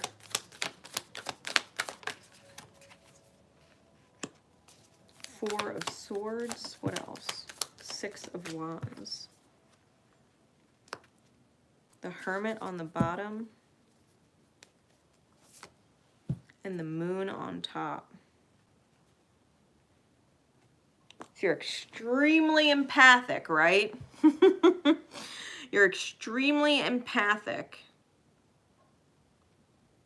You're receiving what other people are thinking or desiring pretty clear.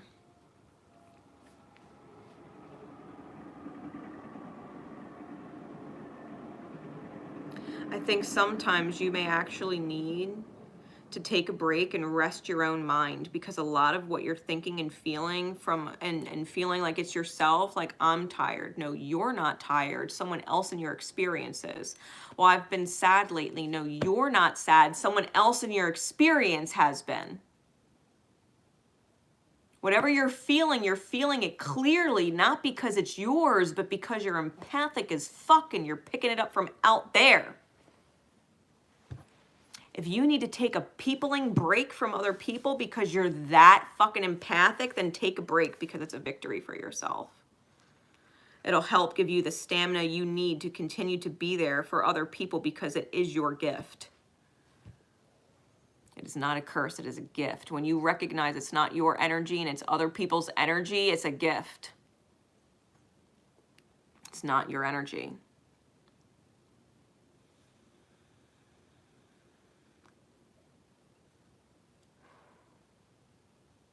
With the Moon card being on top and the Hermit card being on the bottom, you might have spent time in your childhood sad or depressed or lost or unsure of yourself or insecure or not sure what to say or do, because you were empathically picking up the energy of your parents who were sad or depressed or stressed out or lost and didn't know what to do.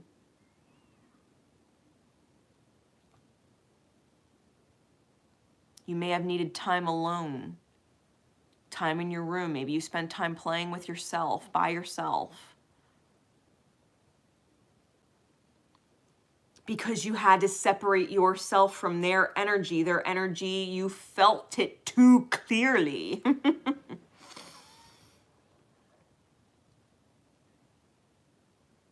You took a lot of alone time. And it's not because you were depressed and didn't know how to relate to the people that you lived with. It was because they were depressed and didn't know how to relate to the people they were living with. It wasn't you. It's not your energy. You were feeling this shit from other people.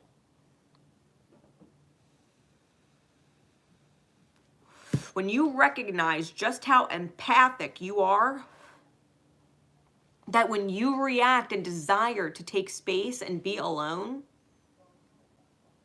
that other people are also thinking about taking space and desiring to be alone, because that's what they need to figure it out. That's what they need to figure it out. It's like having an equation written on the paper and there's little notes over here and side marks over here and little side equations over here, and you're trying to figure out this big equation. There's all these little marks all over the paper and it looks chaotic. But if you reorganized it and put it on a whiteboard and took a step back, walked away from it for an hour, walked away from it for a couple days, walked away from it for a week, and just let it rest, and then came back and took that step back and looked at it from the broad perspective with fresh eyes, you could see the answer clearly. Or you can see where the mistake was made in the equations that you got an answer that seems incorrect. Maybe the answer is not blowing up. Maybe the answer is not separating yourself, but the answer is reaching out. Saying, hey, if you need to step away for like an hour, don't worry about this getting done or that getting done. I can handle that. Go take a break. Go get some fresh air. Go to the park and people watch. Just go give yourself a mental break. Because as soon as their energy comes back clear, your empathic ass is going to feel a lot lighter and clearer because they are. Whatever you're desiring is probably what other people need. And whatever you're feeling is more likely what they're feeling. So I hope that helps you, and I hope that makes sense, because if abundance is yours, first step is realizing you don't actually feel this way or have to feel this way, that there are solutions. And separating yourself from where the problem is rooted is not necessarily the answer. But it might be bringing balance to where the disturbance is, where the imbalance is, bringing balance to it. And offering a solution for them to shift their energy. Because when their energy shifts, so will yours. It's not about avoiding their energy. It's about helping them balance their energy. A secret code name, White Wings. Right? And I said the wind beneath your wings. It's about the idea or the thought being the wind that helps people sail, soar, fly. Yeah, you're empathic as fuck. I'm glad that makes sense. And I'm glad it makes things clear. Because you will look at your whole past differently, realizing just how empathic you are. For real. All right.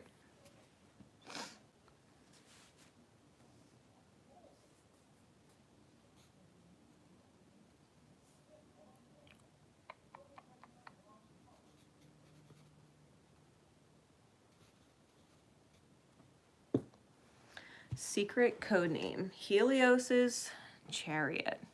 You're welcome. You're welcome. Secret code name, Helios's Chariot.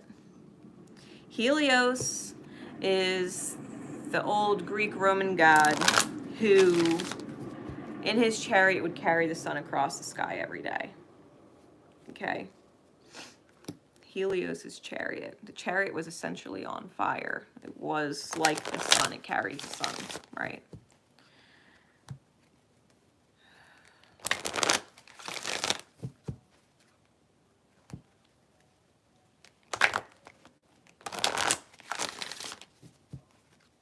Might want to look up some mythology about Helios.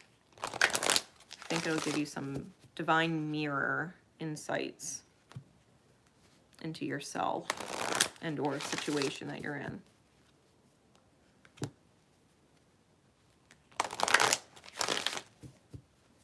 All right. What's the guidance, please?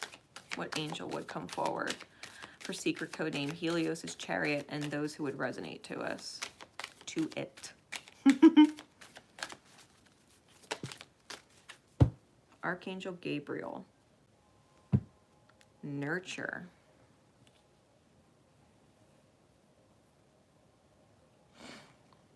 It says, as you nurture a child, you nurture your own inner child. Both activities are important for you right now.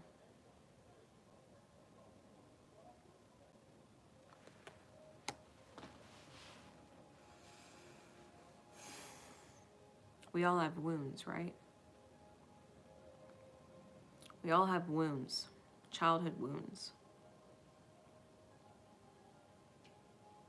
When you nurture a child or reassure a child or are present for a child,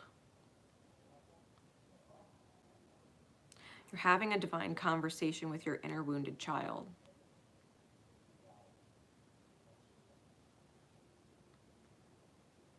It's okay, go have fun. Don't worry about it. I know you're smart. You're not stupid. I know you're smart. It's okay if you're struggling. It's fine. I'm here to help you. Come on, let's go play. Let me be present for you. Let's go do this together. Here, you can come with me, or here, you can help me with this. I'm cooking. You can do this part. Helping them feel productive and have purpose. Every time you're there nurturing a child, you're healing it in yourself, especially if they're your child. Especially if they're your child. Because maybe as a child you wished your parents would play with you and they didn't. And they were not there. They were absent. Physically or absent-minded. Or emotionally absent. Wishing your parents understood you better.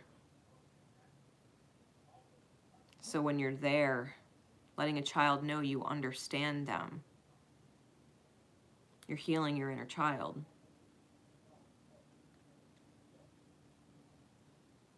Children,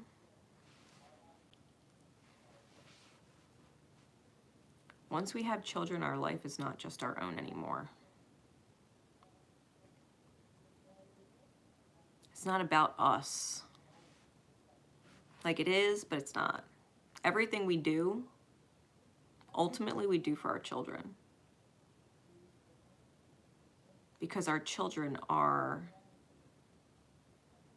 the,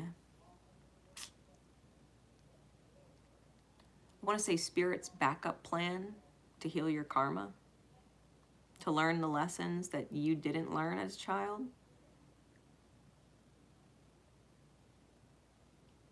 Like for an example,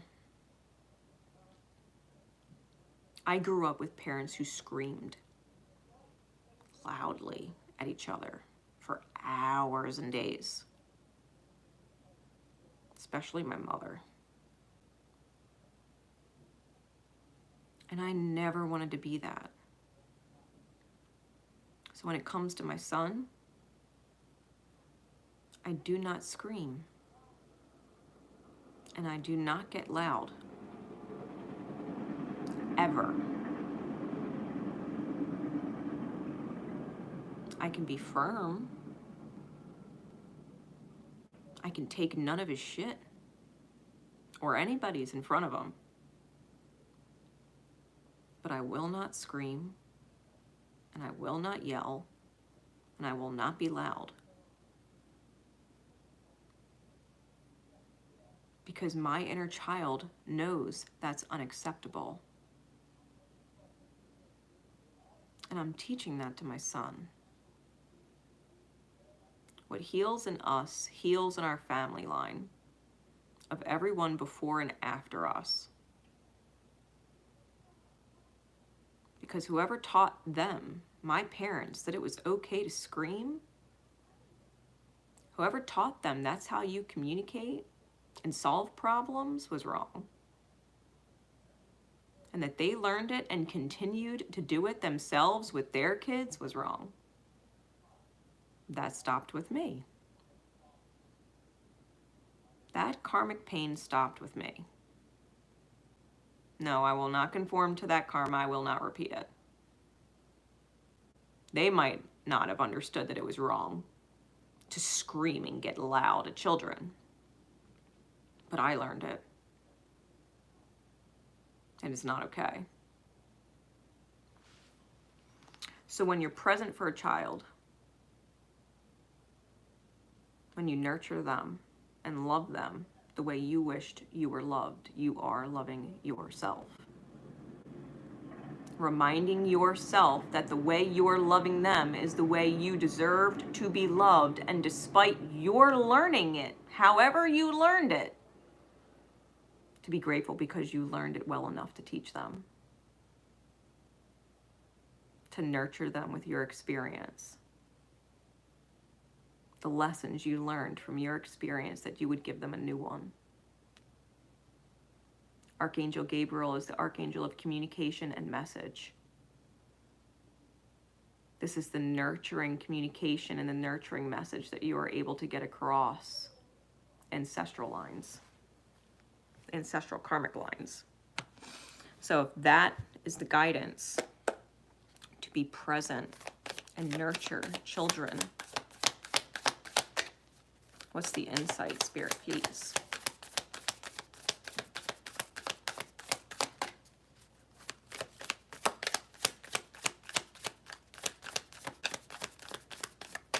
For Helios' Chariot.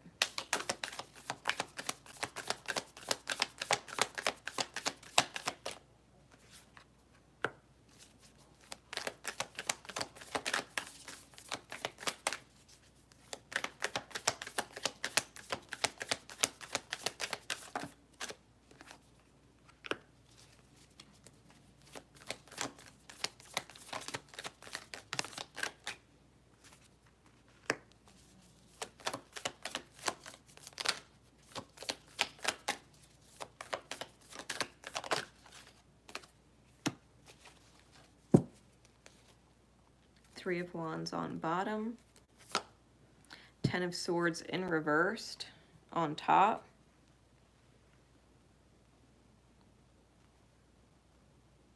we've got the Hermit, the 8 of Wands reversed, the Star, and the 5 of Swords. This is healing fights. I'll give a great personal example, right?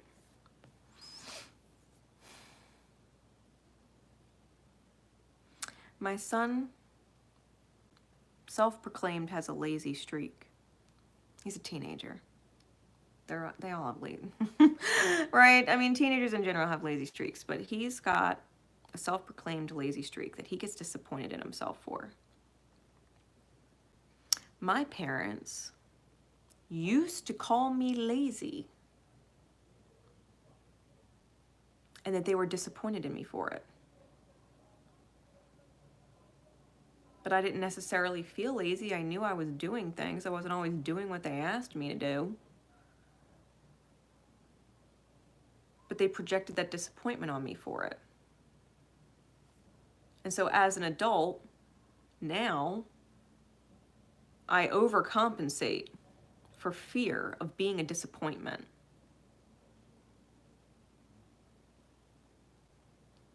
I don't want my son to be afraid of not being good enough, that he would be a disappointment to me, and overcompensate in everything that he does. It's draining.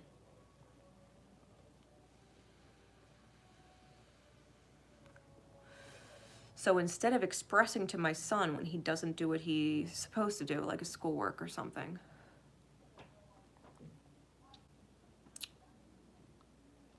I don't get on top of him for it.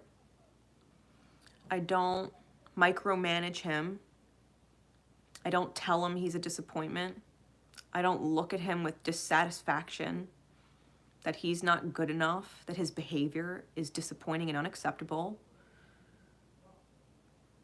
But I will remind him that his life is what he makes of it. And that I'm not going to get on his case to make sure he's responsible because he is fully capable of being responsible. And he can do whatever he wants to do with his time, but that the outcome is whatever his choices led to. It would feel really good to graduate high school, to know that he completed it and did well. Me telling him he's a disappointment and micromanaging and staying over him will make it a horrible experience, one. And two, it'll take away the element of being proud of himself for doing it on his own, because he wouldn't have been able to do it without his mom when he could have. So instead of telling my son, who did barely get through 8th grade because he was lazy and not doing his homework,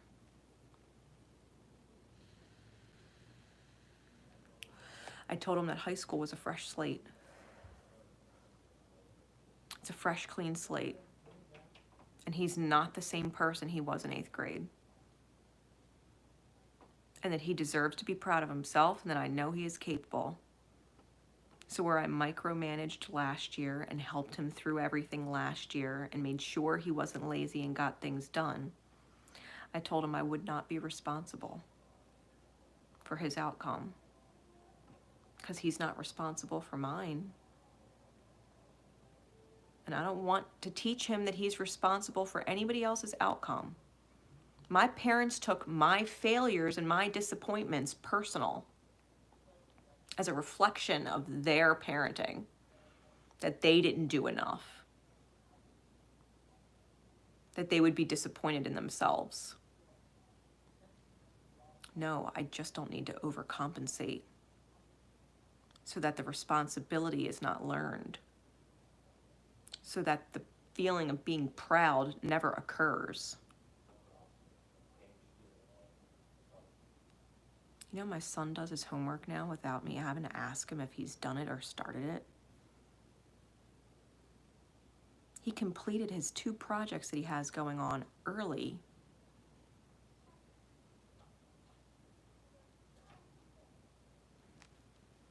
What we nurture in our children, we heal in ourselves.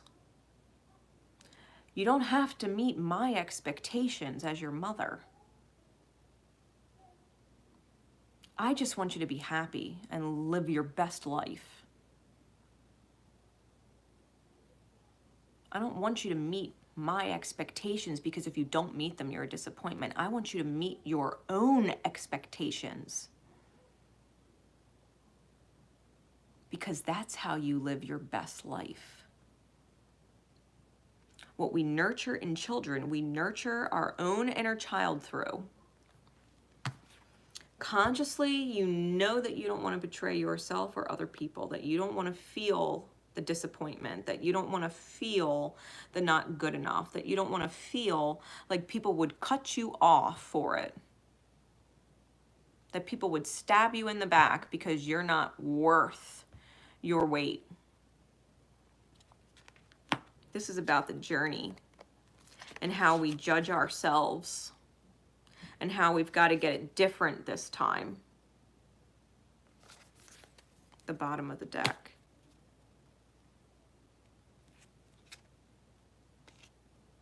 This is about being able to look back on ourselves and know we made the best decisions. I had a conversation with my son not that long ago. I said, whatever decision you think you want to make, like let's just say you really want to play your video games right now. And you're going to really want to play your video games tomorrow, and you're going to really want to play your video games tomorrow. But that means your homework doesn't get done. And you tell yourself you're going to leave it for the weekend, but maybe you can't get to it to the weekend because we have family plans. So in the moment, yeah, you want to play video games and you don't give a shit about your homework. But what about the you 10 years from now? How would the you 10 years from now look back on your decisions and choices? Would you be proud of yourself? Would you be proud of yourself for putting video games above your homework that you had to maybe repeat 9th grade?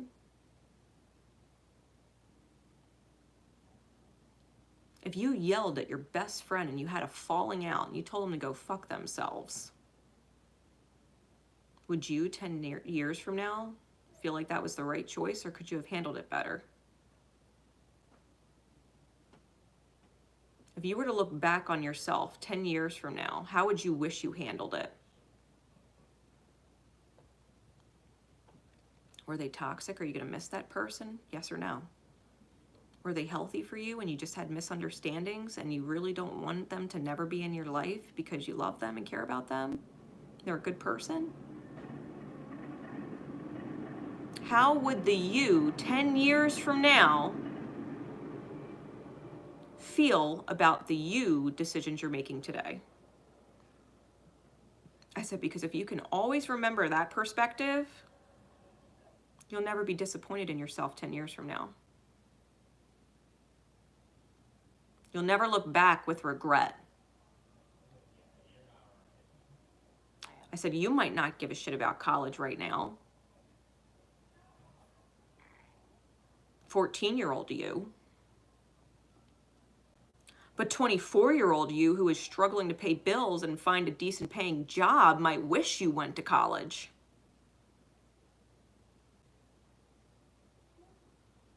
So if you 24 years from now might wish you went to college, wouldn't you at 14 choose to make sure that at the very least college is at least an option? That you would do well in high school? So that if you decided you wanted to go to college, you could? Instead of feeling like you can't do it? Or that you're just struggle?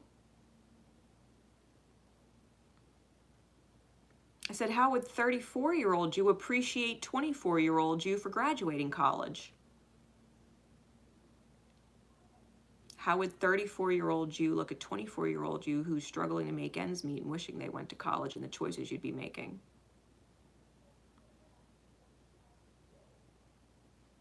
Which 34-year-old self do you want? The one proud of your 24-year-old self, or the one disappointed? Trust me, when I tell you my son's switches and wheels started spinning and things were clicking and it made sense to him, it did. He's literally paying attention in school and getting his shit done and being responsible, and he's proud of himself right now. That's awesome.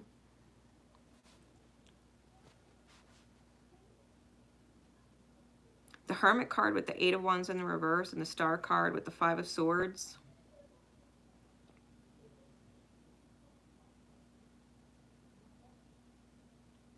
This isn't about protecting yourself.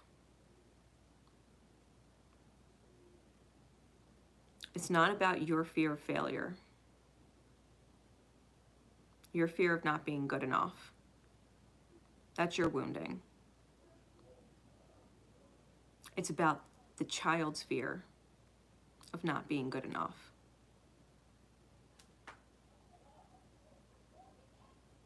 So if you are good enough, or you know in hindsight what is good enough, being able to be responsible for yourself, being able to trust your decisions,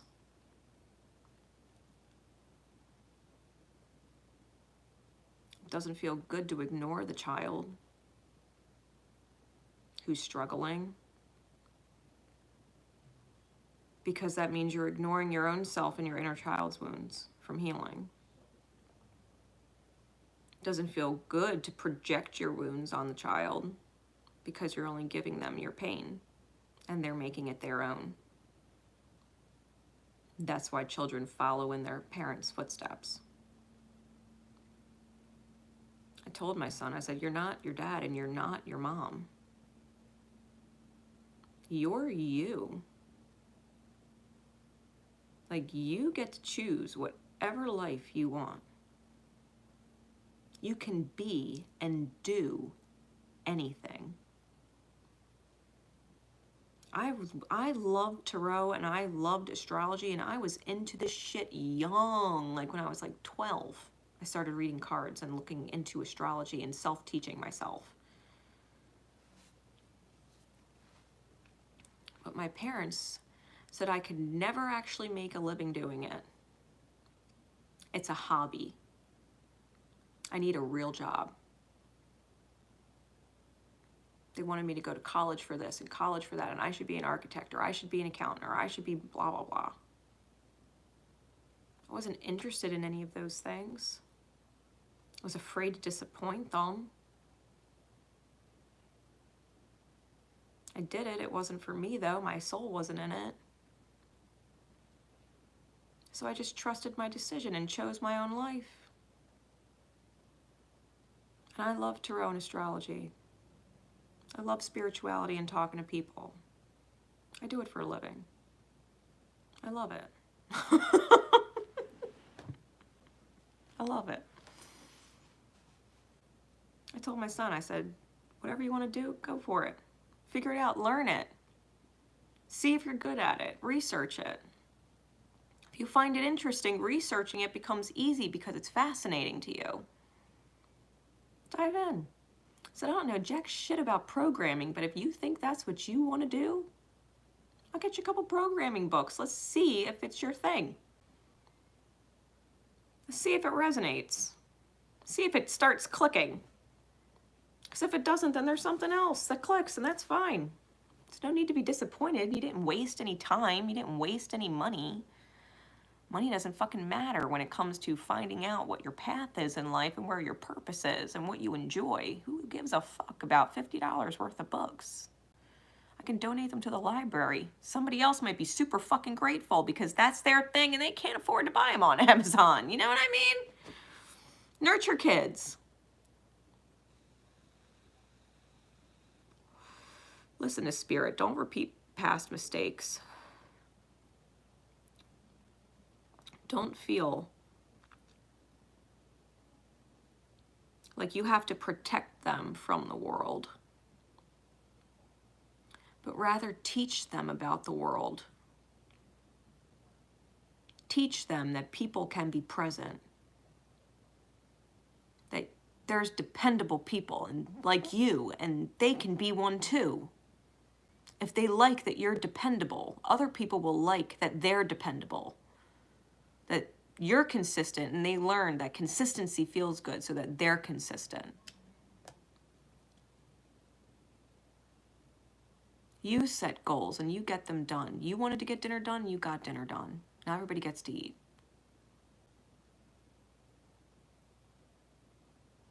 And where there's a will, there's a way. If you don't have time and you had a busy day, well then at least your busy day afforded you the ability to order a pizza.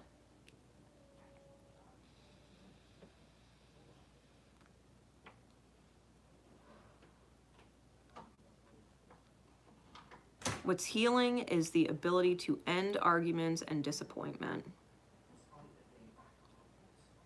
The idea that you would repeat mistakes or that people would repeat your failures.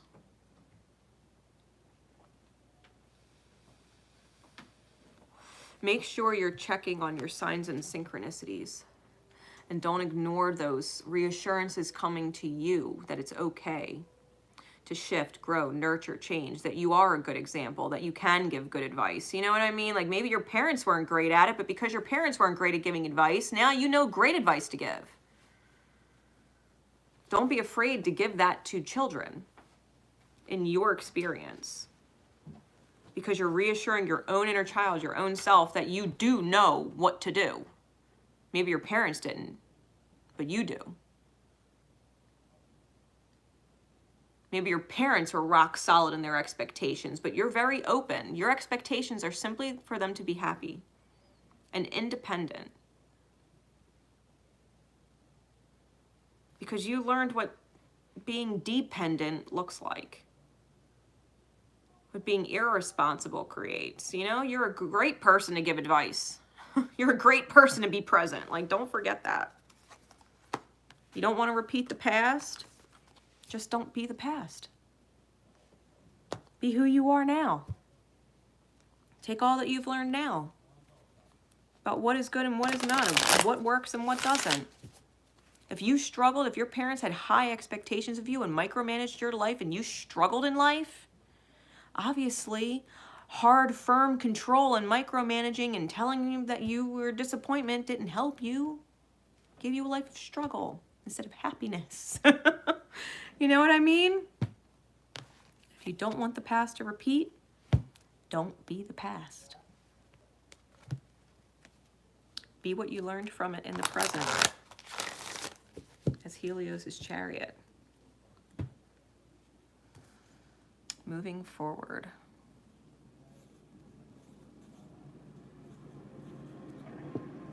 Purity's Rose. Secret codename Purity's Rose.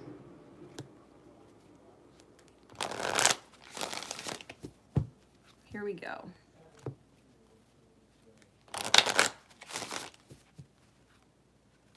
Spirit, please, what is the guidance? What archangel is coming through with what message? For secret codename, Purity's Rose. Ooh. Clairvoyance is clear seeing. Clear seeing. What you picture here happens out there. If you hold a worst case scenario vision here, worst case scenario is going to happen out there. If you hold a vision of the best possible outcome, regardless of the outer experience will be the best possible outcome if you stick to it, as long as you don't lose sight of what you're seeing. Clairvoyance is clear seeing, clear sight. Archangel Raziel says, I am helping your spiritual sight to awaken fully so you can clearly see heavenly love. Clearly seeing heavenly love is the blessings of the highest good vision becoming a reality. So if what you're seeing is a terrible outcome, everything is bad, no matter which way you cut it, it's all bad. Hold faith in the highest vision. Nix that thought. Nix the terrible thought. No matter what I do, no matter what I say, it's all going to go sour. All I see is it falling apart. But if you don't actually want it to fall apart, then visualize holding it together. Visualize it being what you want. Because a different choice of words or a different choice of actions or a different time to present it, divine time, will work itself out. And the best vision is what will come to manifest. Not all of the terrible ones. Archangel Raziel is the archangel of magic and manifestation. He's the magician, or Merlin.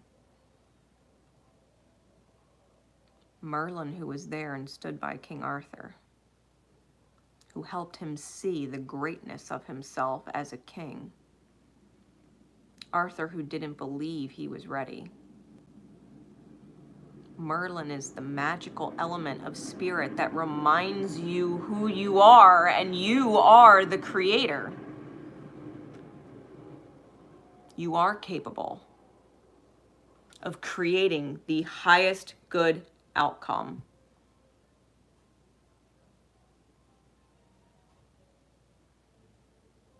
That's Archangel Raziel.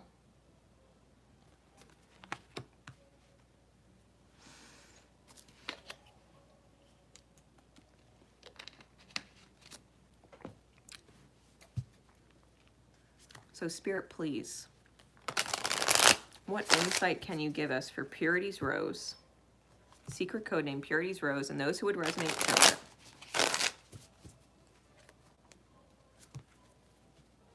it, that they would get this guidance card in Archangel Raziel.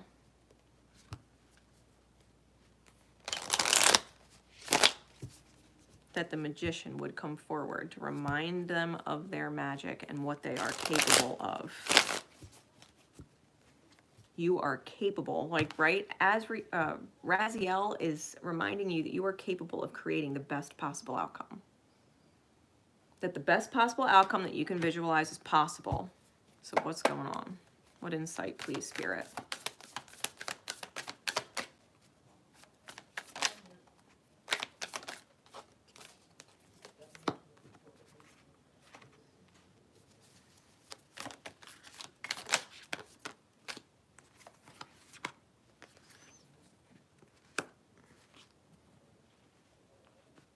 Yeah.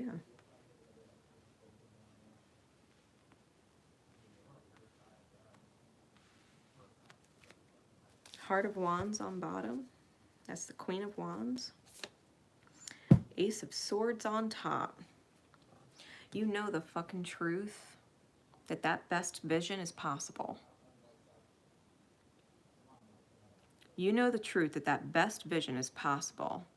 What your soul, the suit of wands is the suit of fire, is the suit of spirit. Your soul knows what it's possible to receive the queen or heart, the receptive energy.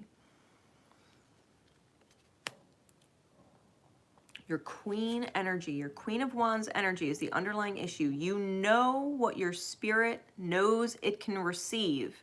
You just don't know how. And there's steps. And the magician knows. The magic within the self knows. Your ability to see, to hold on to the vision, allows each step to unfold in alignment with the vision. Because if you are literally visualizing the worst case scenario, every step you take from that point forward, if you don't know what you're doing, every step you take from that point forward is going to manifest the worst possible outcome. But if you can apply it in the other direction, that you're going to hold the best possible outcome, that you're never going to lose sight of that, and you might not know what to do or what you're doing, but as long as you hold that best case scenario, every step you take will be in alignment with the manifestation of it. You are the magician, and the magic is in your vision. And the vision is what you choose. That is the truth. Ace of Swords on top. You know the truth about the best case scenario and what can manifest. You need to be able to walk away from the feeling that something is unfulfilled or not good enough, or being disappointed that it's not here yet. The greatest vision. How can the 10 of Cups be the 8 of Cups if you didn't go from the 8 of Cups to the 9 of Cups to get to the 10 of Cups first? The 8 of Cups walks away from the confusion of the 7 of Cups in order to reach the wish fulfilled with the 9 of Cups and receive the blessing of living the dream in the 10. The Queen of Pentacles, you can manifest and receive any reality you want. When you choose to walk away from confusion and focus on the wish. Focus on the wish. Not that it's not what you wish, but that the wish is possible. Because victory is in fact yours. The horse on the card reminds you that you have the stamina, the spiritual stamina to get through each step. That you can create every improvement that ultimately reaches the goal. That you can have small wish after small wish after small wish granted, granted, granted to receive the big dream, the big vision. All you need to do is release the prison in the mind that tells you it's impossible. And just believe full faith that it's possible. Purity's rose. It's the innocence of what love and compassion and mercy and truth and understanding can do. We can't get hung up on time. The 10 is not the 8, and the 8 is not the 10. If we're at the 8, we're at the 8. Doesn't mean the 10's not coming. You know what I mean? It's not impossible just because you can't see it. How? When I say see it, I mean see how. It's like, Spirit, I don't know how we're going to get there, but I trust you. because I got this beautiful vision. Spirit, I trust you. I don't know how we're gonna receive this beautiful dream, but I trust you. I trust you're gonna guide me every step of the way. I trust that I will know each step to take as it's presented at the right time. I trust that I will have the right words. I trust that I will take the right actions because I can see it here. And I'm going to hold that vision no matter what.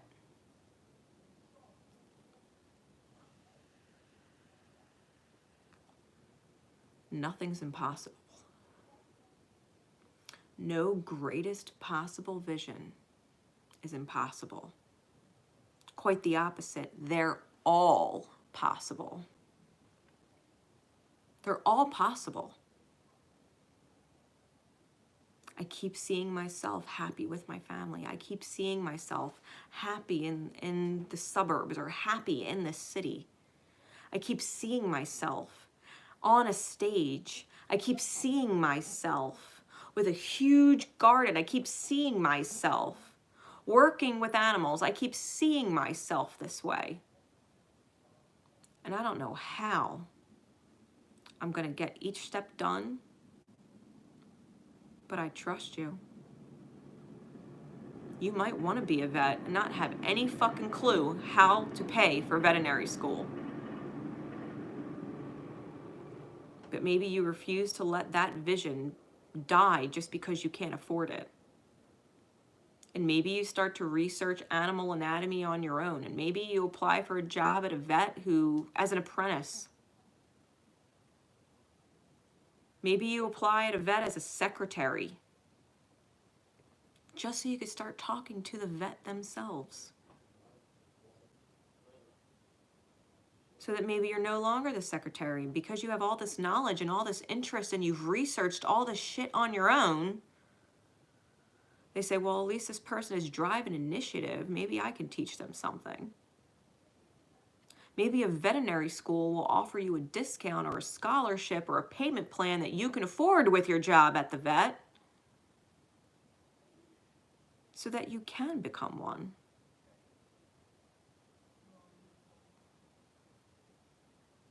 Whatever your best vision for yourself is, right? Take it as it resonates. I'm not saying you yourself want to be a vet, but it's an example. You might not know how. All you have to trust is the vision and the steps you're guided to take in each moment holding that vision, because every step you're guided to take holding that vision is achieving that vision. Trust me, there are so many steps that if Spirit took the time to explain them all first, you'd be dead.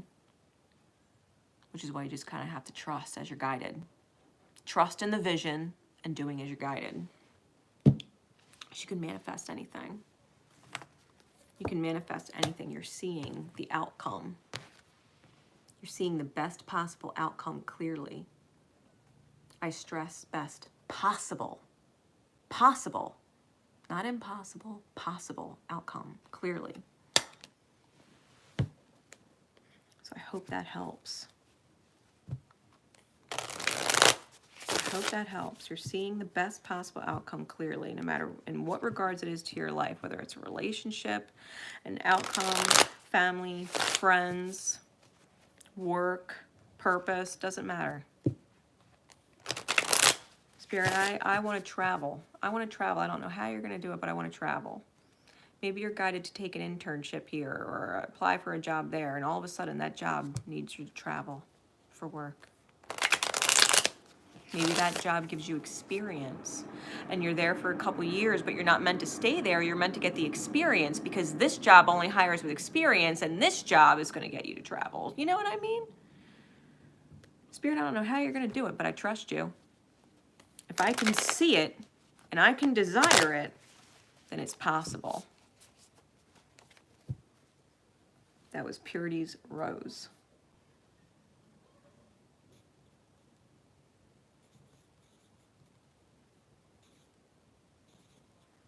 All right. Secret code name, Baby Elephant. Baby Elephant. And I remember getting flashed when I received the secret code name, images of Dumbo from the Disney movie, and an image of a baby elephant holding its mother's tail, that it would know where to go.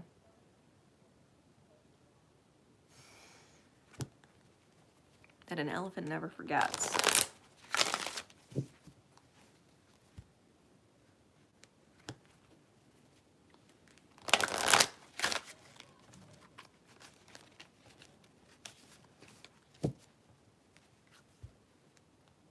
An elephant never forgets. Baby elephant. Spirit.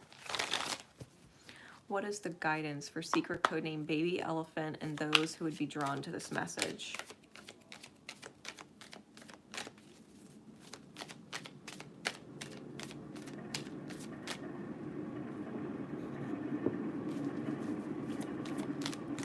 What angel? This one. Archangel Haniel. The card is sensitivity. You're not incorrect.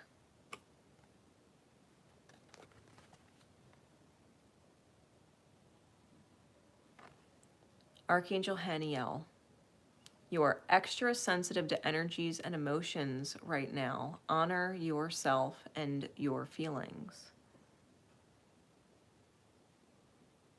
You're not incorrect. Archangel Haniel is the grace and flow and mercy of God. The grace and flow and mercy.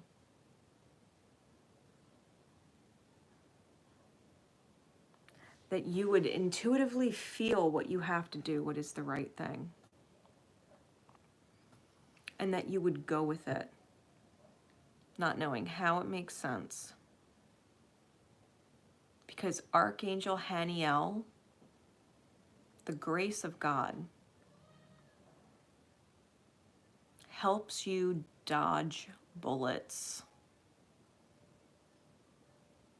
Heating your sensitivity, your energetic sensitivity,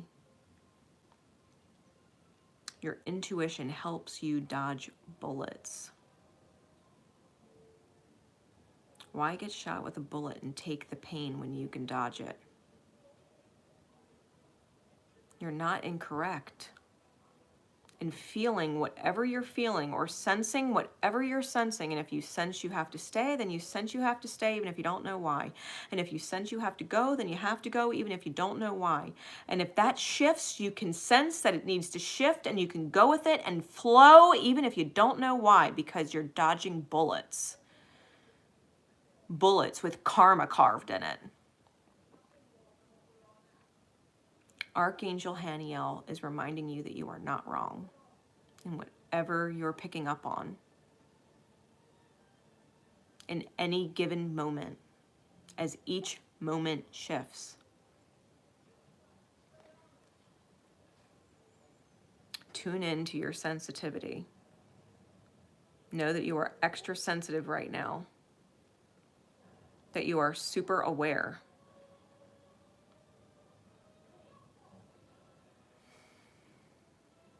If someone's misaligned with you, they're misaligned. And if someone is in alignment with you, they're in alignment with you. Trust.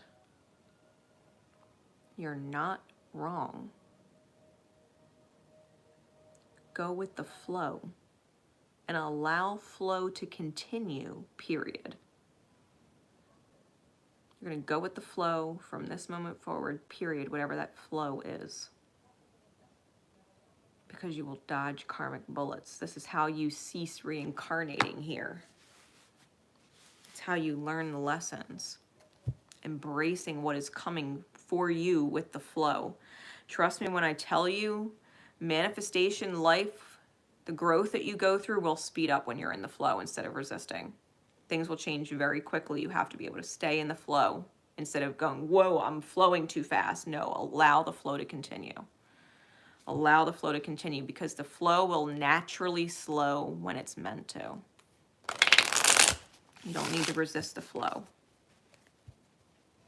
It's taking it with grace. It's swan energy.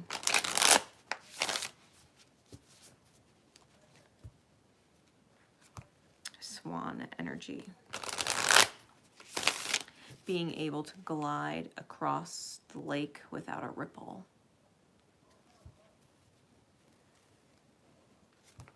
Being able to flow.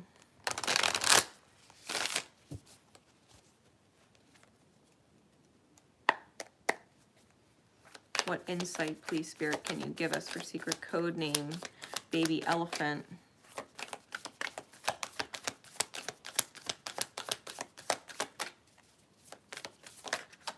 And those who would resonate to it.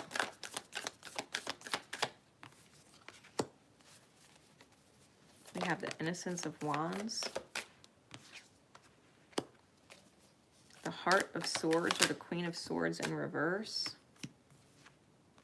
the Ace of Pentacles, the Star, and the Two of Wands. Four of Swords is on bottom.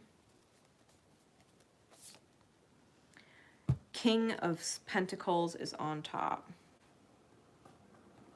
King of Pentacles on top is Master Manifestor energy. Master Manifestor energy. The underlying issue is you need a break. You need a rest. Four of Swords on the bottom. You need a break from all the spiritual burden or pressure that you feel you're under. You need a break from expectations. Expectations you put on yourself or expectations other people put on you. Innocence of Wands is the reinvention of the self and admitting a new energetic frequency. If you're falling victim to someone else's expectations and forgetting about your own expectations of what your soul has for you, then you're putting out a certain frequency in alignment with meeting expectations you know you can't fulfill, and you're setting yourself up for failure. That energetic ripple is going out. But if you can release the expectations that others have on you, whether it's the expectations your parents have of you, or the expectations that your partner has of you, or the expectations that your friends have of you. Well, if I call you, you should answer. Well, if I invite you out, you should come. Well, it's my birthday, why wouldn't you make it? Whatever. If you need a break, you need a break. If you don't actually like your line of work, but your parents expected you to make a certain amount of money doing a certain career because, whatever, but you were always drawn to something else, allow your energy to reinvent itself. Put out a new energetic vibration.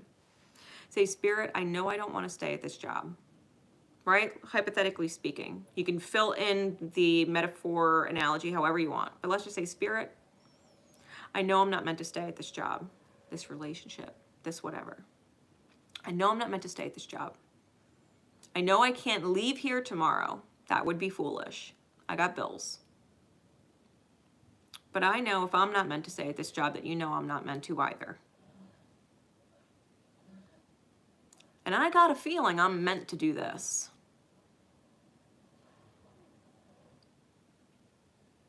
So I'm going to trust you and go with the flow. I'm going to trust you and go with the flow because I know you know I'm not meant to be here. I just don't know when or how I'm going to leave.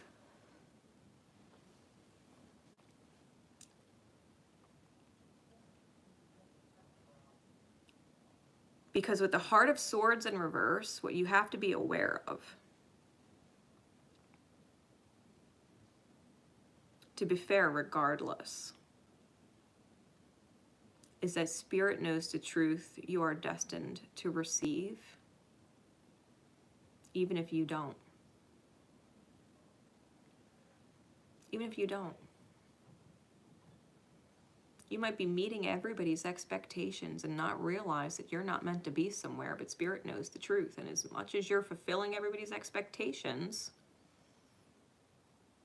you're not fulfilling your own spirits. And Spirit knows it because your energy signal is going out. If you're not meant to be at a job and you don't realize it, that job might fold. Might just fold. Now you have to find a new job. Maybe the only one available is something completely different, and unbeknownst to you, you click really well in it.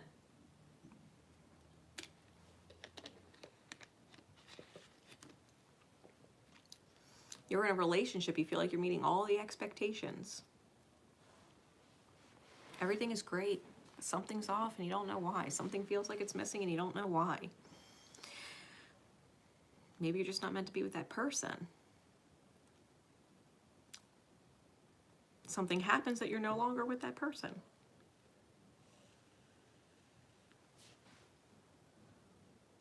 Maybe you get a job opportunity somewhere else and you got to relocate for it. Maybe the person you're with can't relocate. Now all of a sudden, because you know you can't pass down this opportunity, you can't pass it up,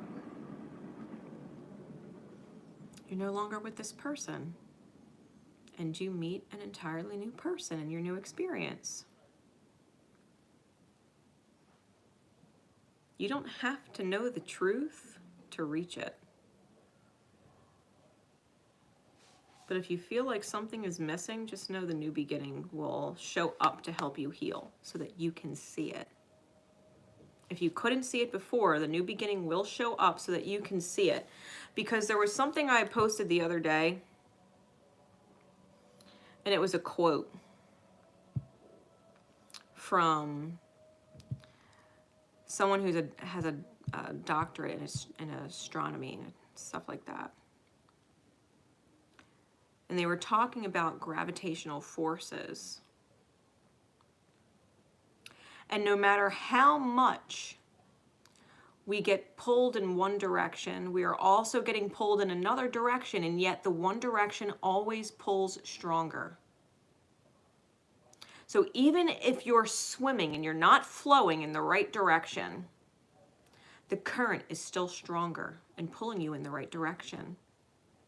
You might be doing it slower because you're not flowing with the current.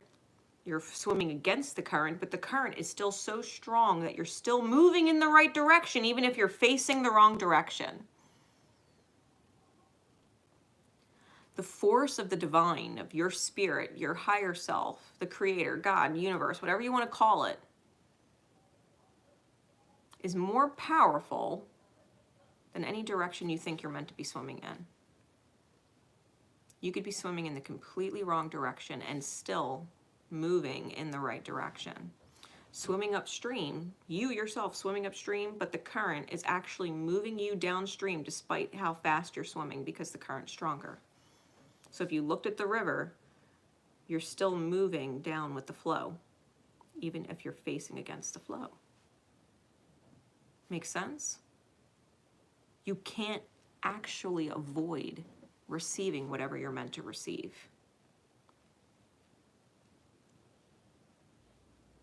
If something's not meant to be and something's off, it's because it is. You don't have to know how or why. You just got to know the spirit still has you flowing in the right direction. And at some point it's going to click and you're going to turn around and be like, why the hell am I swimming this way to try and get to that mark over there? Like you could be swimming upstream trying to get to a rock up here. And you're swimming to that rock and you're swimming to that rock, but you keep getting further and further away from the rock and it doesn't make sense to you. Well, I want this rock and I want to get to that rock, but no matter how hard I swim to that rock, it still looks like it's getting further and further away. It's going to click with you one day that you are not meant to go to that rock. Maybe there's another better one down the stream. And as soon as you turn around, you're going to see where Spirit's taking you. And it's going to be like, ding, ding, ding, ding, ding. Go with the flow. You're not wrong. Archangel Helios is reminding you to go with the flow. Take it easy on yourself mentally. Stop stressing out that you're not hitting the rock that you want to get to, that you're not reaching the goal that you want to get to, that it seems like no matter what it is that you're after is getting further and further away. It's getting further and further away because it's not in flow. It's not in flow. There's something better for you over there. And something even better for you beyond that. And you're going to forget all about that rock you thought you wanted.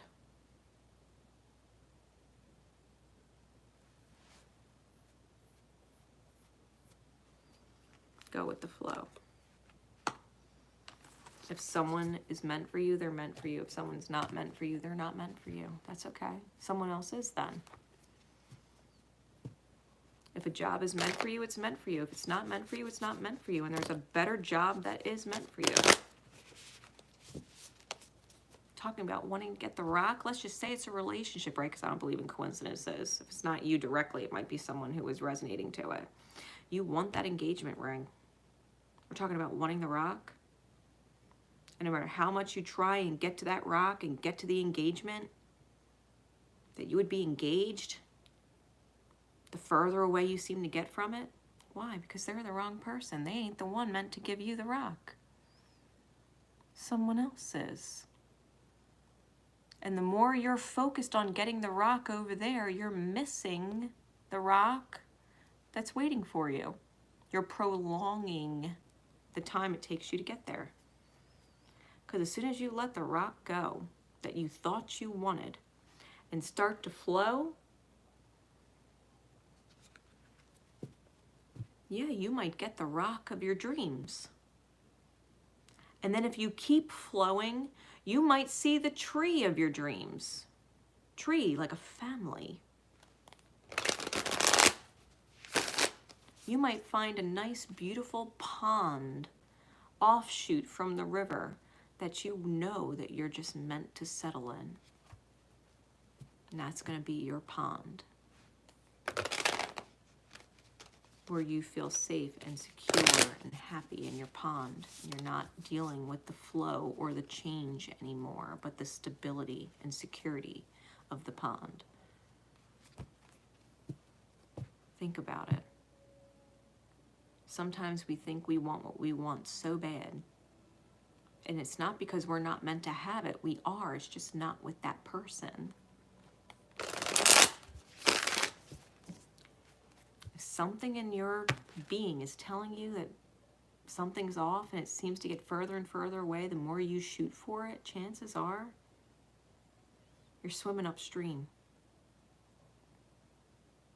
But the river's kind of pulling you faster in the other direction. And you're just delaying whatever's meant for you. Delaying, not ruining, delaying. You don't have to delay. You don't have to delay. Hope that helps.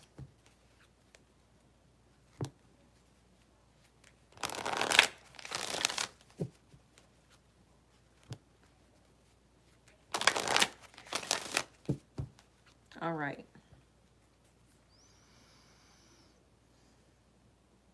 Secret code name.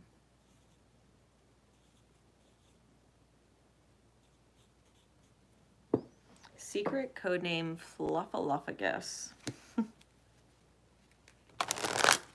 When I got this secret codename, I definitely saw Big Bird's friend Fluffaluffagus from Sesame Street. And I thought it was interesting because Sesame Street is a child's show. And woolly mammoths, which is essentially what Fluffaluffagus is, are extinct. And it made me think that as adults, we lose our childlike wonder. It's extinct to us, but is it really? No. Because our childhood wonder, that element isn't really gone. We just think it's extinct. Something rare. It's just something rare. That's what I kept thinking and feeling when I saw Fluffaluffagus. This rare childlike innocence that we believe is extinct. that it could not survive this world.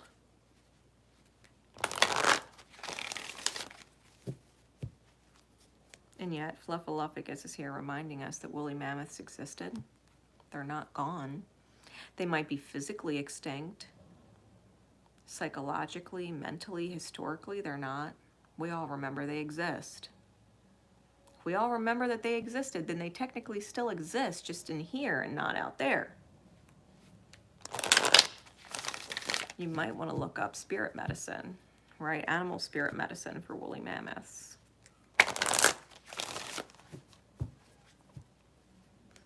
Fluffaluffagus. Spirit, what is the guidance for secret codename Fluffaluffagus and those who would resonate? Ooh, there it goes, right back out. Clairvoyance, clear seeing, Archangel Raziel. Archangel Raziel is the magician, the magic of God. Merlin energy. Some argue or have said that Archangel Raziel really is Merlin, or Merlin actually is really Archangel Raziel in a human form. Archangel Raziel says, I am helping your spiritual sight to awaken fully so you can clearly see heavenly love. When this card came out for a previous reading, Purity's Rose, I believe. You might want to watch that one. When it came out for Purity's Rose, I was talking about how if you can see it here, it will manifest there. If you could see the worst case scenario and you start taking actions, and that's the thought inside your head, those actions are going to create the worst case scenario. But if you hold the best case scenario here, every action you take holding that best case scenario in here is going to create actions that manifest the best good outcome, best, highest good vision here, out there. Whatever vision you hold here is what you're creating. No matter how long you have to hold on to the vision. As long as you hold the highest good vision and don't forget it, it will always manifest. That's why Merlin came to King Arthur. I was telling that story to remind him, because Arthur didn't feel that he could be king. He was not king material.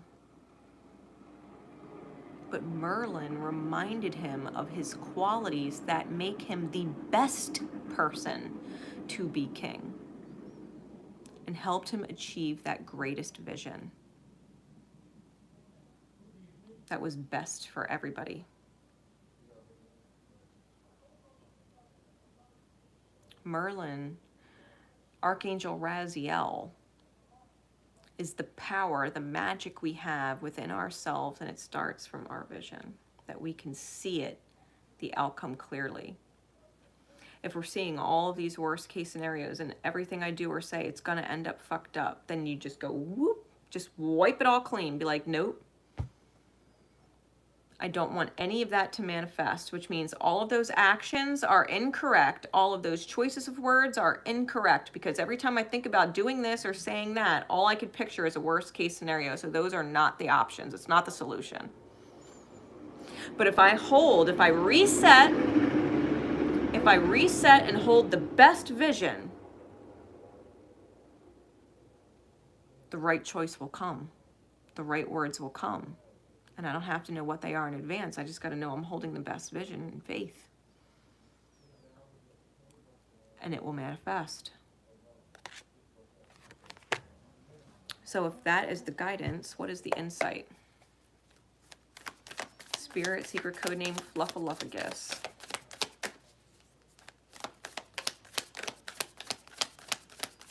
And those who would resonate to it, what insight can you give us, please? Abundance is theirs. What insight can you give us in order for them to achieve the abundance that is their birthright? What insight can they receive? That is the guidance, to remember your magic. Remember the power of vision.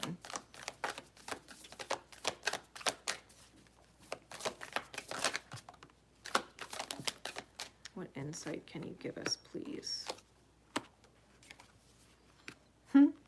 You are not alone. I am here with you.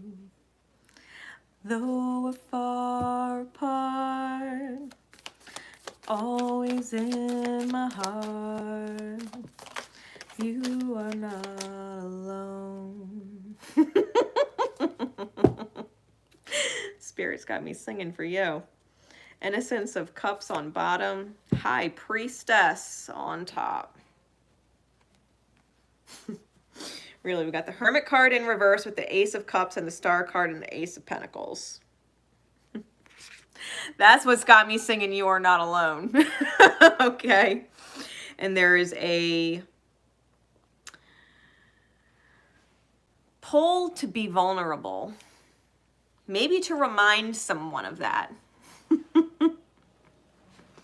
Maybe to send them that song. Maybe to send them that song. Like, yo. Just in case you forgot. Just in case you forgot. You are not alone. I'm here. Whenever you need me. No matter how much time or space is between us. Like, just know I got your back. Because it's a grand expression of love to allow someone to freely live their experience and yet remind them that should they ever be in need, that you are there, that your love is there. It's healing. It creates new foundations and new beginnings. Like, listen, you are free to live your life. I appreciate everything that we have, and if you ever need anybody, just know that no matter how much time has passed or no matter how far away we are from each other, like, I'm here for you. Even if you never need to reach out, that's fine. Just know I'm here if you do. There's nothing but love here. There's nothing but gratitude here and compassion for you here. You are not alone. Because you put that energy out there, well, that energy gets returned. If you can hold your highest good vision, and that advice sounds good, you were waiting for Spirit to say, hey, here's your sign.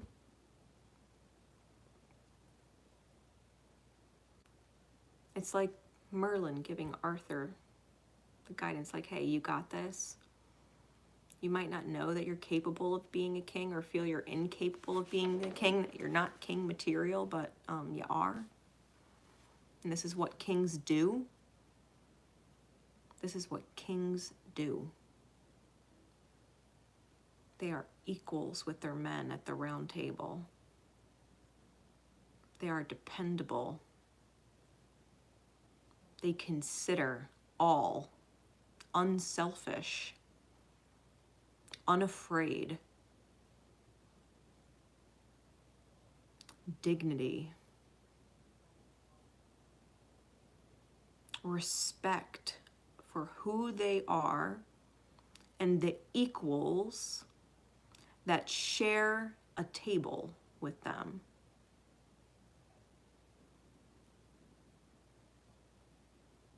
The respect of every opinion and every feeling at it. The remembrance that they're all individuals, and at the end of the day, the king protects them all, and they all protect the king.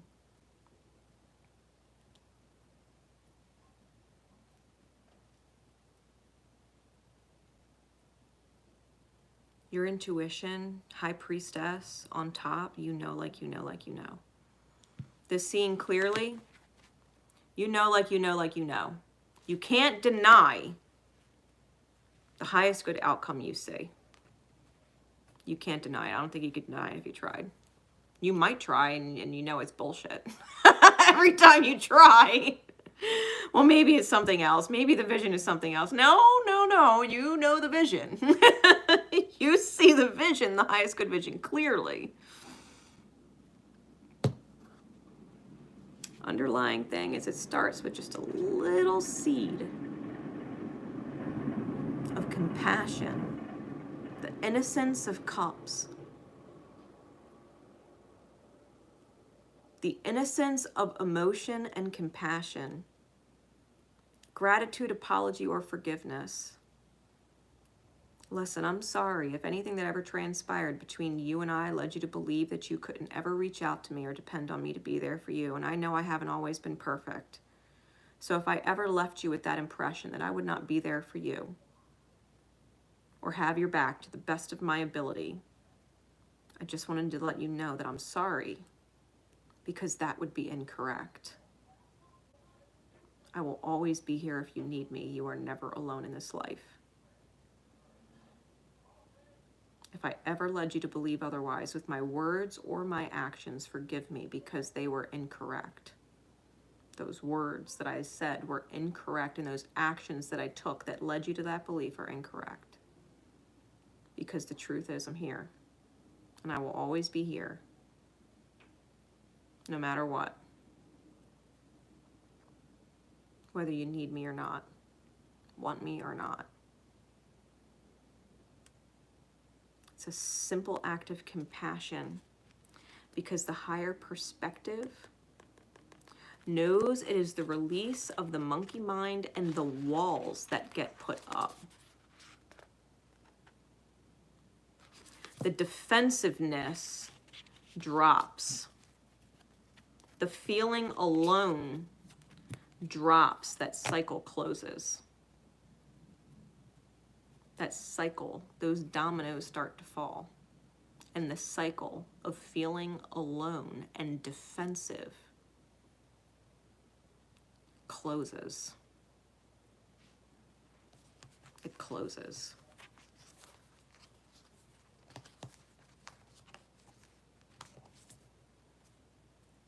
And you'll learn whatever you have to learn. And whatever anybody else needs to learn, they will learn. But the truth remains the same, because the vision remains the same.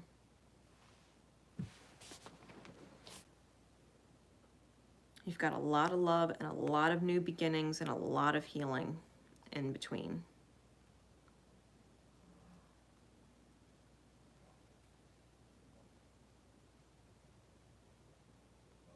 Love yourself in the depths. Love yourself for the mistakes that you've made, because making those mistakes, you've learned how to correct them. Sometimes a single sentence can ruin 10 years.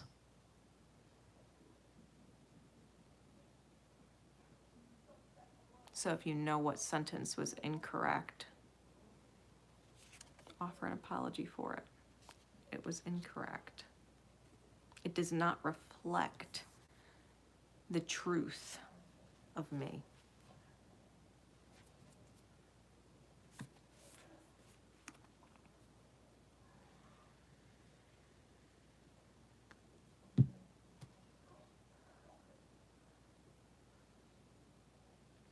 New beginnings are imminent. New beginnings are imminent. Abundance is your birthright. Your highest good vision is your birthright. And you are absolutely capable of creating it.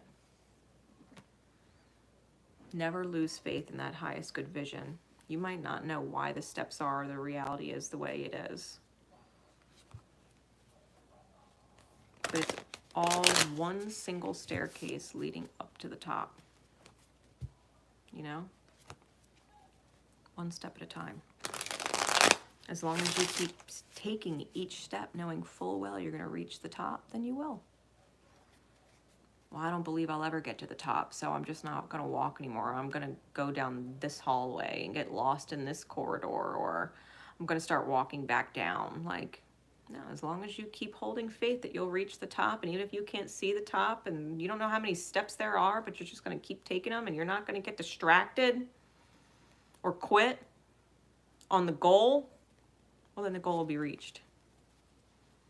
Then the goal will be reached. All right.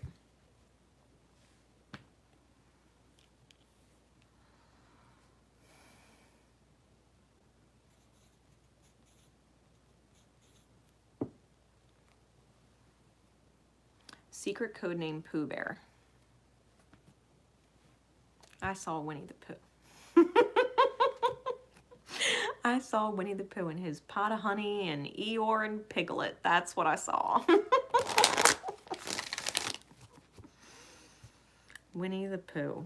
You might want to seriously watch Winnie the Pooh. I'm not kidding. Especially if you got kids, they might really enjoy it. Watch some Winnie the Pooh on YouTube or some shit. Or if you got some program that allows you to watch Winnie the Pooh.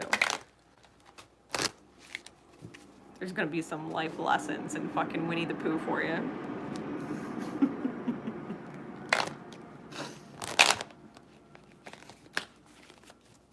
All right, so what archangel, please, spirit, comes through with what message of guidance for secret codename Pooh Bear. Secret codename Pooh Bear and those who would resonate to it. Archangel Haniel. Passion. This was a topic of conversation this past week. Not recently, but the week prior in my Love Yourself Twin Flames group. Passion, it says, follow what sets your soul on fire. What feels really good doing it. What feels really good when you're done doing it. That you're glad you did. Follow your passion. Archangel Haniel says, trust and follow your renewed passion in your love life and career. Follow what you love to do and be with who you love to be with. Follow your passion.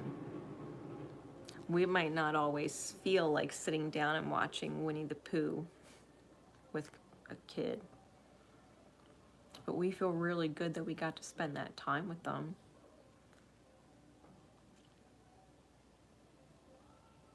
I know I love the way I feel after I'm done working. I love the feeling of being able to connect with people. It feels great when I'm done. It's passion. I absolutely love spending time with my counterpart. It feels really good to spend time with them. Same thing goes for my son. I love being able to spend quality time with them. Feels good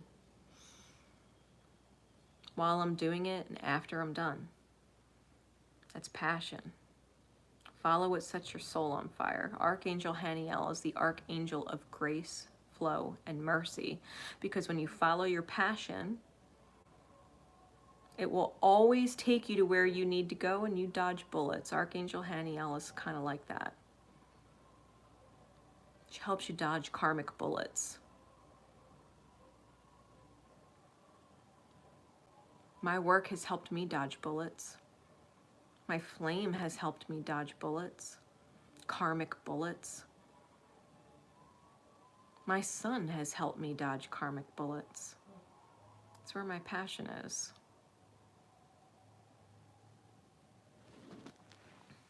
So if that's the guidance card, Spirit,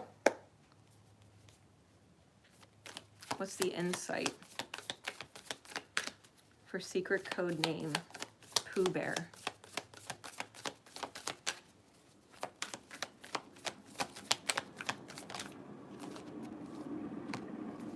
King of Cups, Knight of Pentacles, the Naked Heart is a special card specific to this deck. It is Major Arcana card number 22. That is co-creator, master builder energy.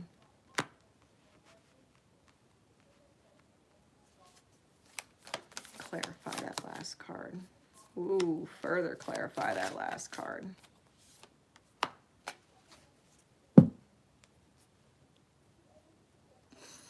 Hanged Man on the bottom. And the Fool on top. We have more Major Arcana than we do minor arcana. Which lets me know a lot of this is milestone shit, not choices.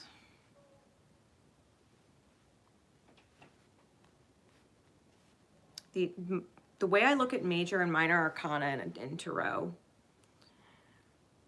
minor arcana are how you choose to get to the destination, and the destinations are the major arcana. There's a million ways to get from here to California. Which way you take is up to you, but you're still going to California. You know what I mean? Or, you know, vice versa. There's a million ways to get from California to New Jersey. But no matter which way you choose to get there, you're still going to get to New Jersey. That's the major arcana. Major arcana are destinations that we hit in the path, the journey. And the minor arcana are the choices.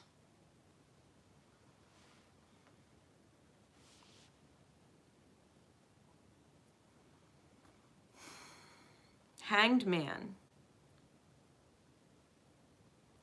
is about making heart over head decisions.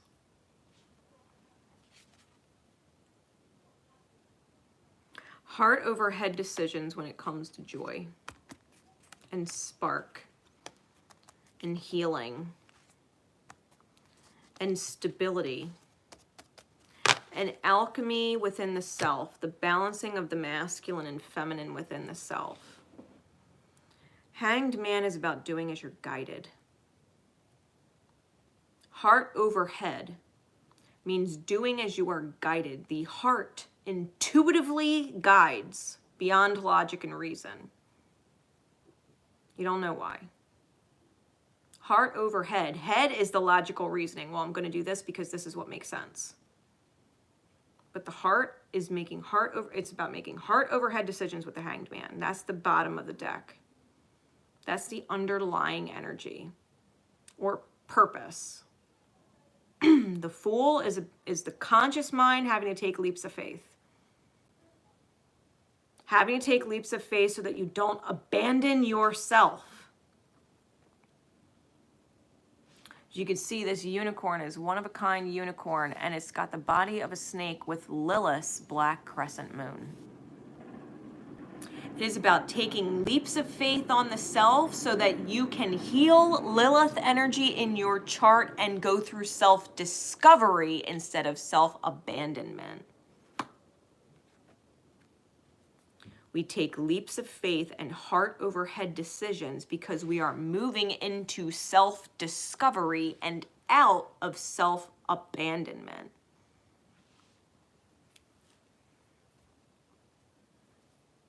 The King of Cups brings to your attention that you may be holding feelings in or biting your tongue about how you feel, which creates a very slow process.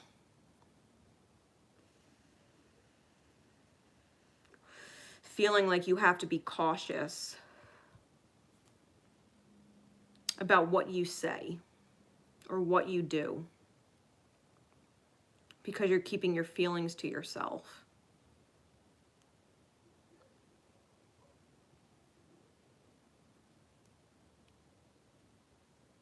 Don't hold back what you're feeling.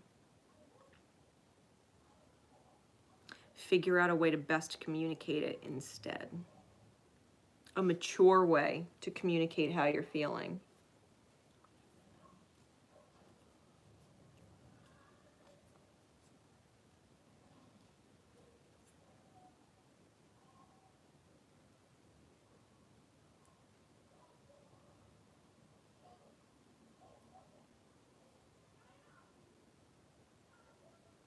The Naked Heart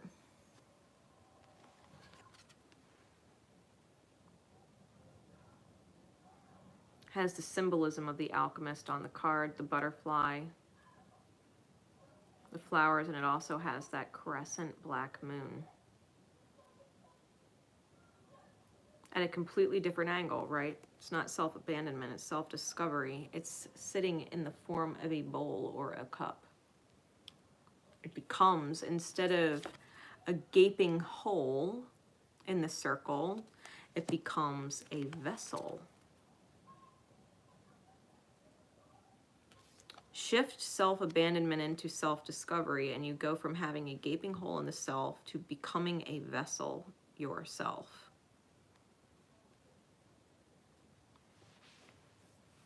The naked heart is about 99%, is not 100. That is essentially what that card is about. 99% is not 100. I'll give you a great example. Maybe you love someone and you love your life and you love everything in it. But because you are in this life, someone else is gravely upset or it hurts someone that you care about.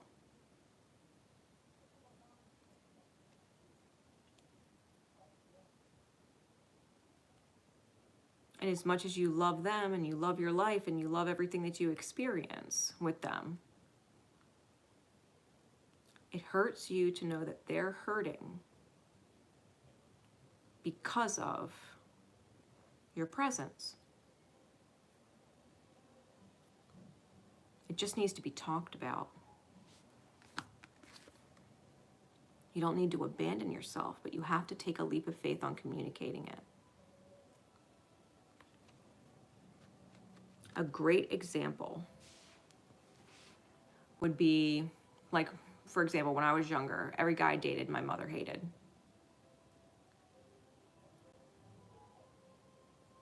Everyone. And I didn't actually like fighting with my mother. It was a terrible experience to fight with her. So for a long time, I didn't date.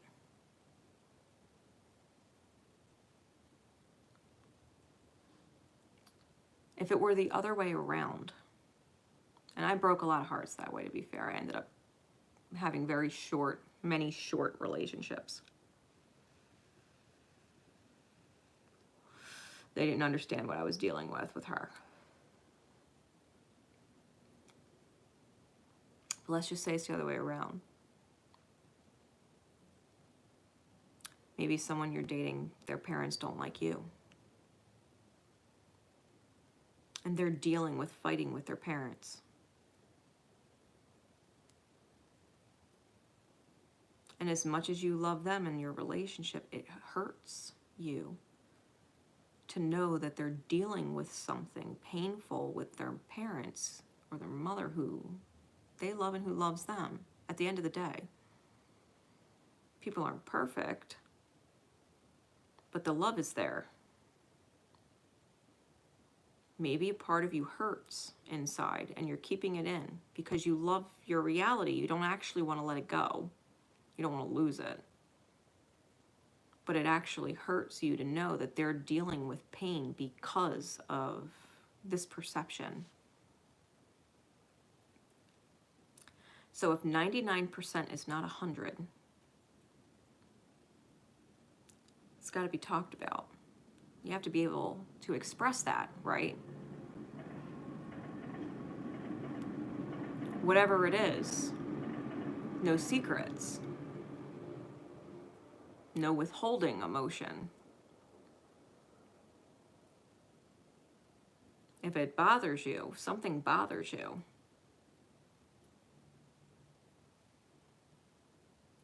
then it should be expressed.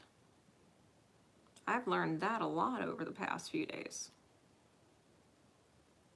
We can't lie to the self. 99% is not 100. We can't pretend it's fine if it's not.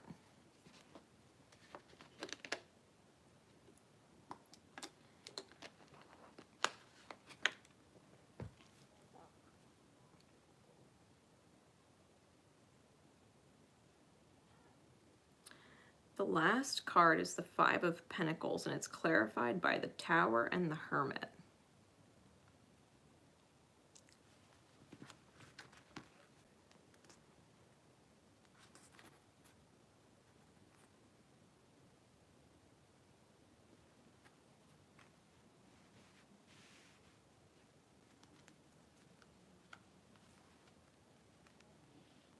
I think you know what it feels like to be alone without the support of family. And I'm getting that energy off the lightning striking the tree. You know what it feels like to be without the support or structure of a solid family. What it feels like to be alone or not have that stability or support, even financially.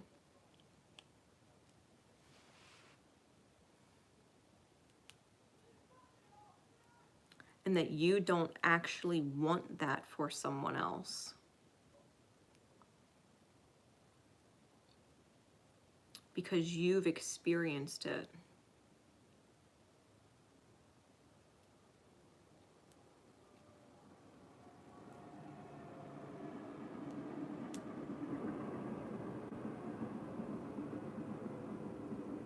It's not necessarily letting someone go, but it's the willingness to express that you're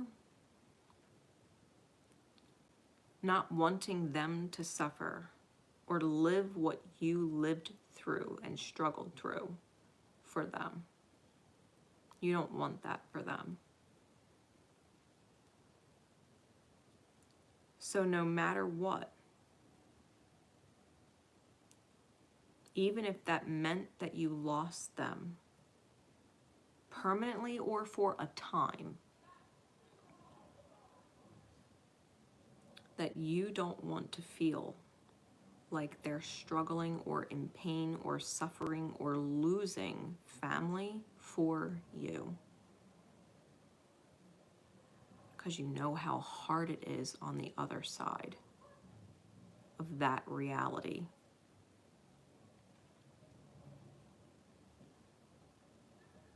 That they don't have to feel bad.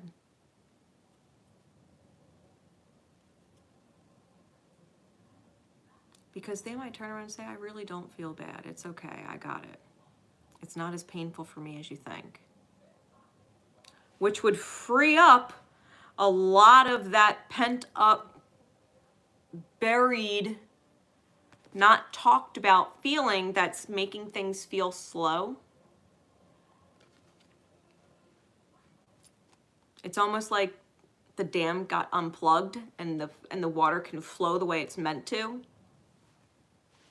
Because 99% is not 100, that 1% matters.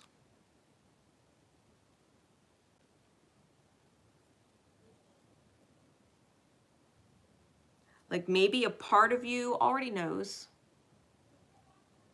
that they can handle it and that they wouldn't do it if they couldn't or if they didn't want to. But for your own self, because it's not about them, it's about the self. If they choose it, you will never actually feel guilty for creating it. Because you expressed that if you had it your way, you wouldn't force that creation because they feel bad, hurting you or letting you go. You would release that 1% pressure off yourself if you're passionate about family and your relationship with your kids, right? For example, could you not understand the passion that another person has for their kids? And if you would never want anyone coming in between you and your kids, then you just have to make sure that you are not the person choosing to come between someone else and theirs. If someone else says, you're not getting in between, I'm choosing it myself, then you know in your soul you're good and clear. Then you're good and clear. If someone chooses it, they choose it. But it ain't going to be because you asked them to. It's not going to be for you. The choice is not going to be for you. The choice being made will be for them. And your soul can be clear of that.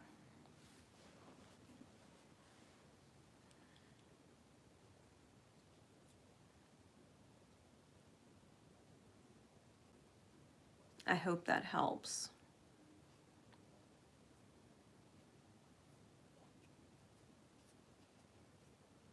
%99 is not 100. Go all with love unconditionally, or go home. Go all with unconditional love, or go home. Because that's the kind of stuff that will sit in the subconscious and not be expressed or talked about and cause damage over time. And then you won't know where the damage is coming from,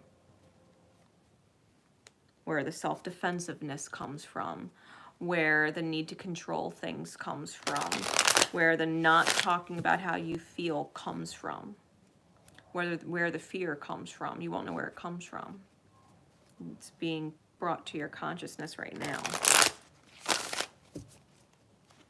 Nip it in the bud now. Clear your soul now so that it's not a weird, odd, sinking weight that you have to take care of later. I'd learned that lesson in the last couple days. Had to go back over a year in memory to where it started. So, hope that helps. That wraps up the secret codename readings for the full moon in Taurus. Abundance is mine. If you would like to be a part of the next moon event and have a personal secret codename reading, make sure you check out the Etsy shop for when the next moon event is announced. You will be able to purchase it in the Etsy shop under the current moon event. It'll probably go up within the next 72 hours, give or take, by the time the weekend is out. Thank you to everybody who did get a secret code name. I appreciate any and all reviews that you can leave on Etsy. The shop is brand new, so any reviews are greatly appreciated. It allows people some insight into what you were able to take from the readings, how you were able to apply it to yourself, how it helped you, and if you'd recommend it for other people, right? So, have a wonderful full moon, everybody. Release all the shit and get ready to welcome in all the creative new energy. Until next time, guys, this is Grace Nicole Myths signing out. My love and support is with you always. Take care.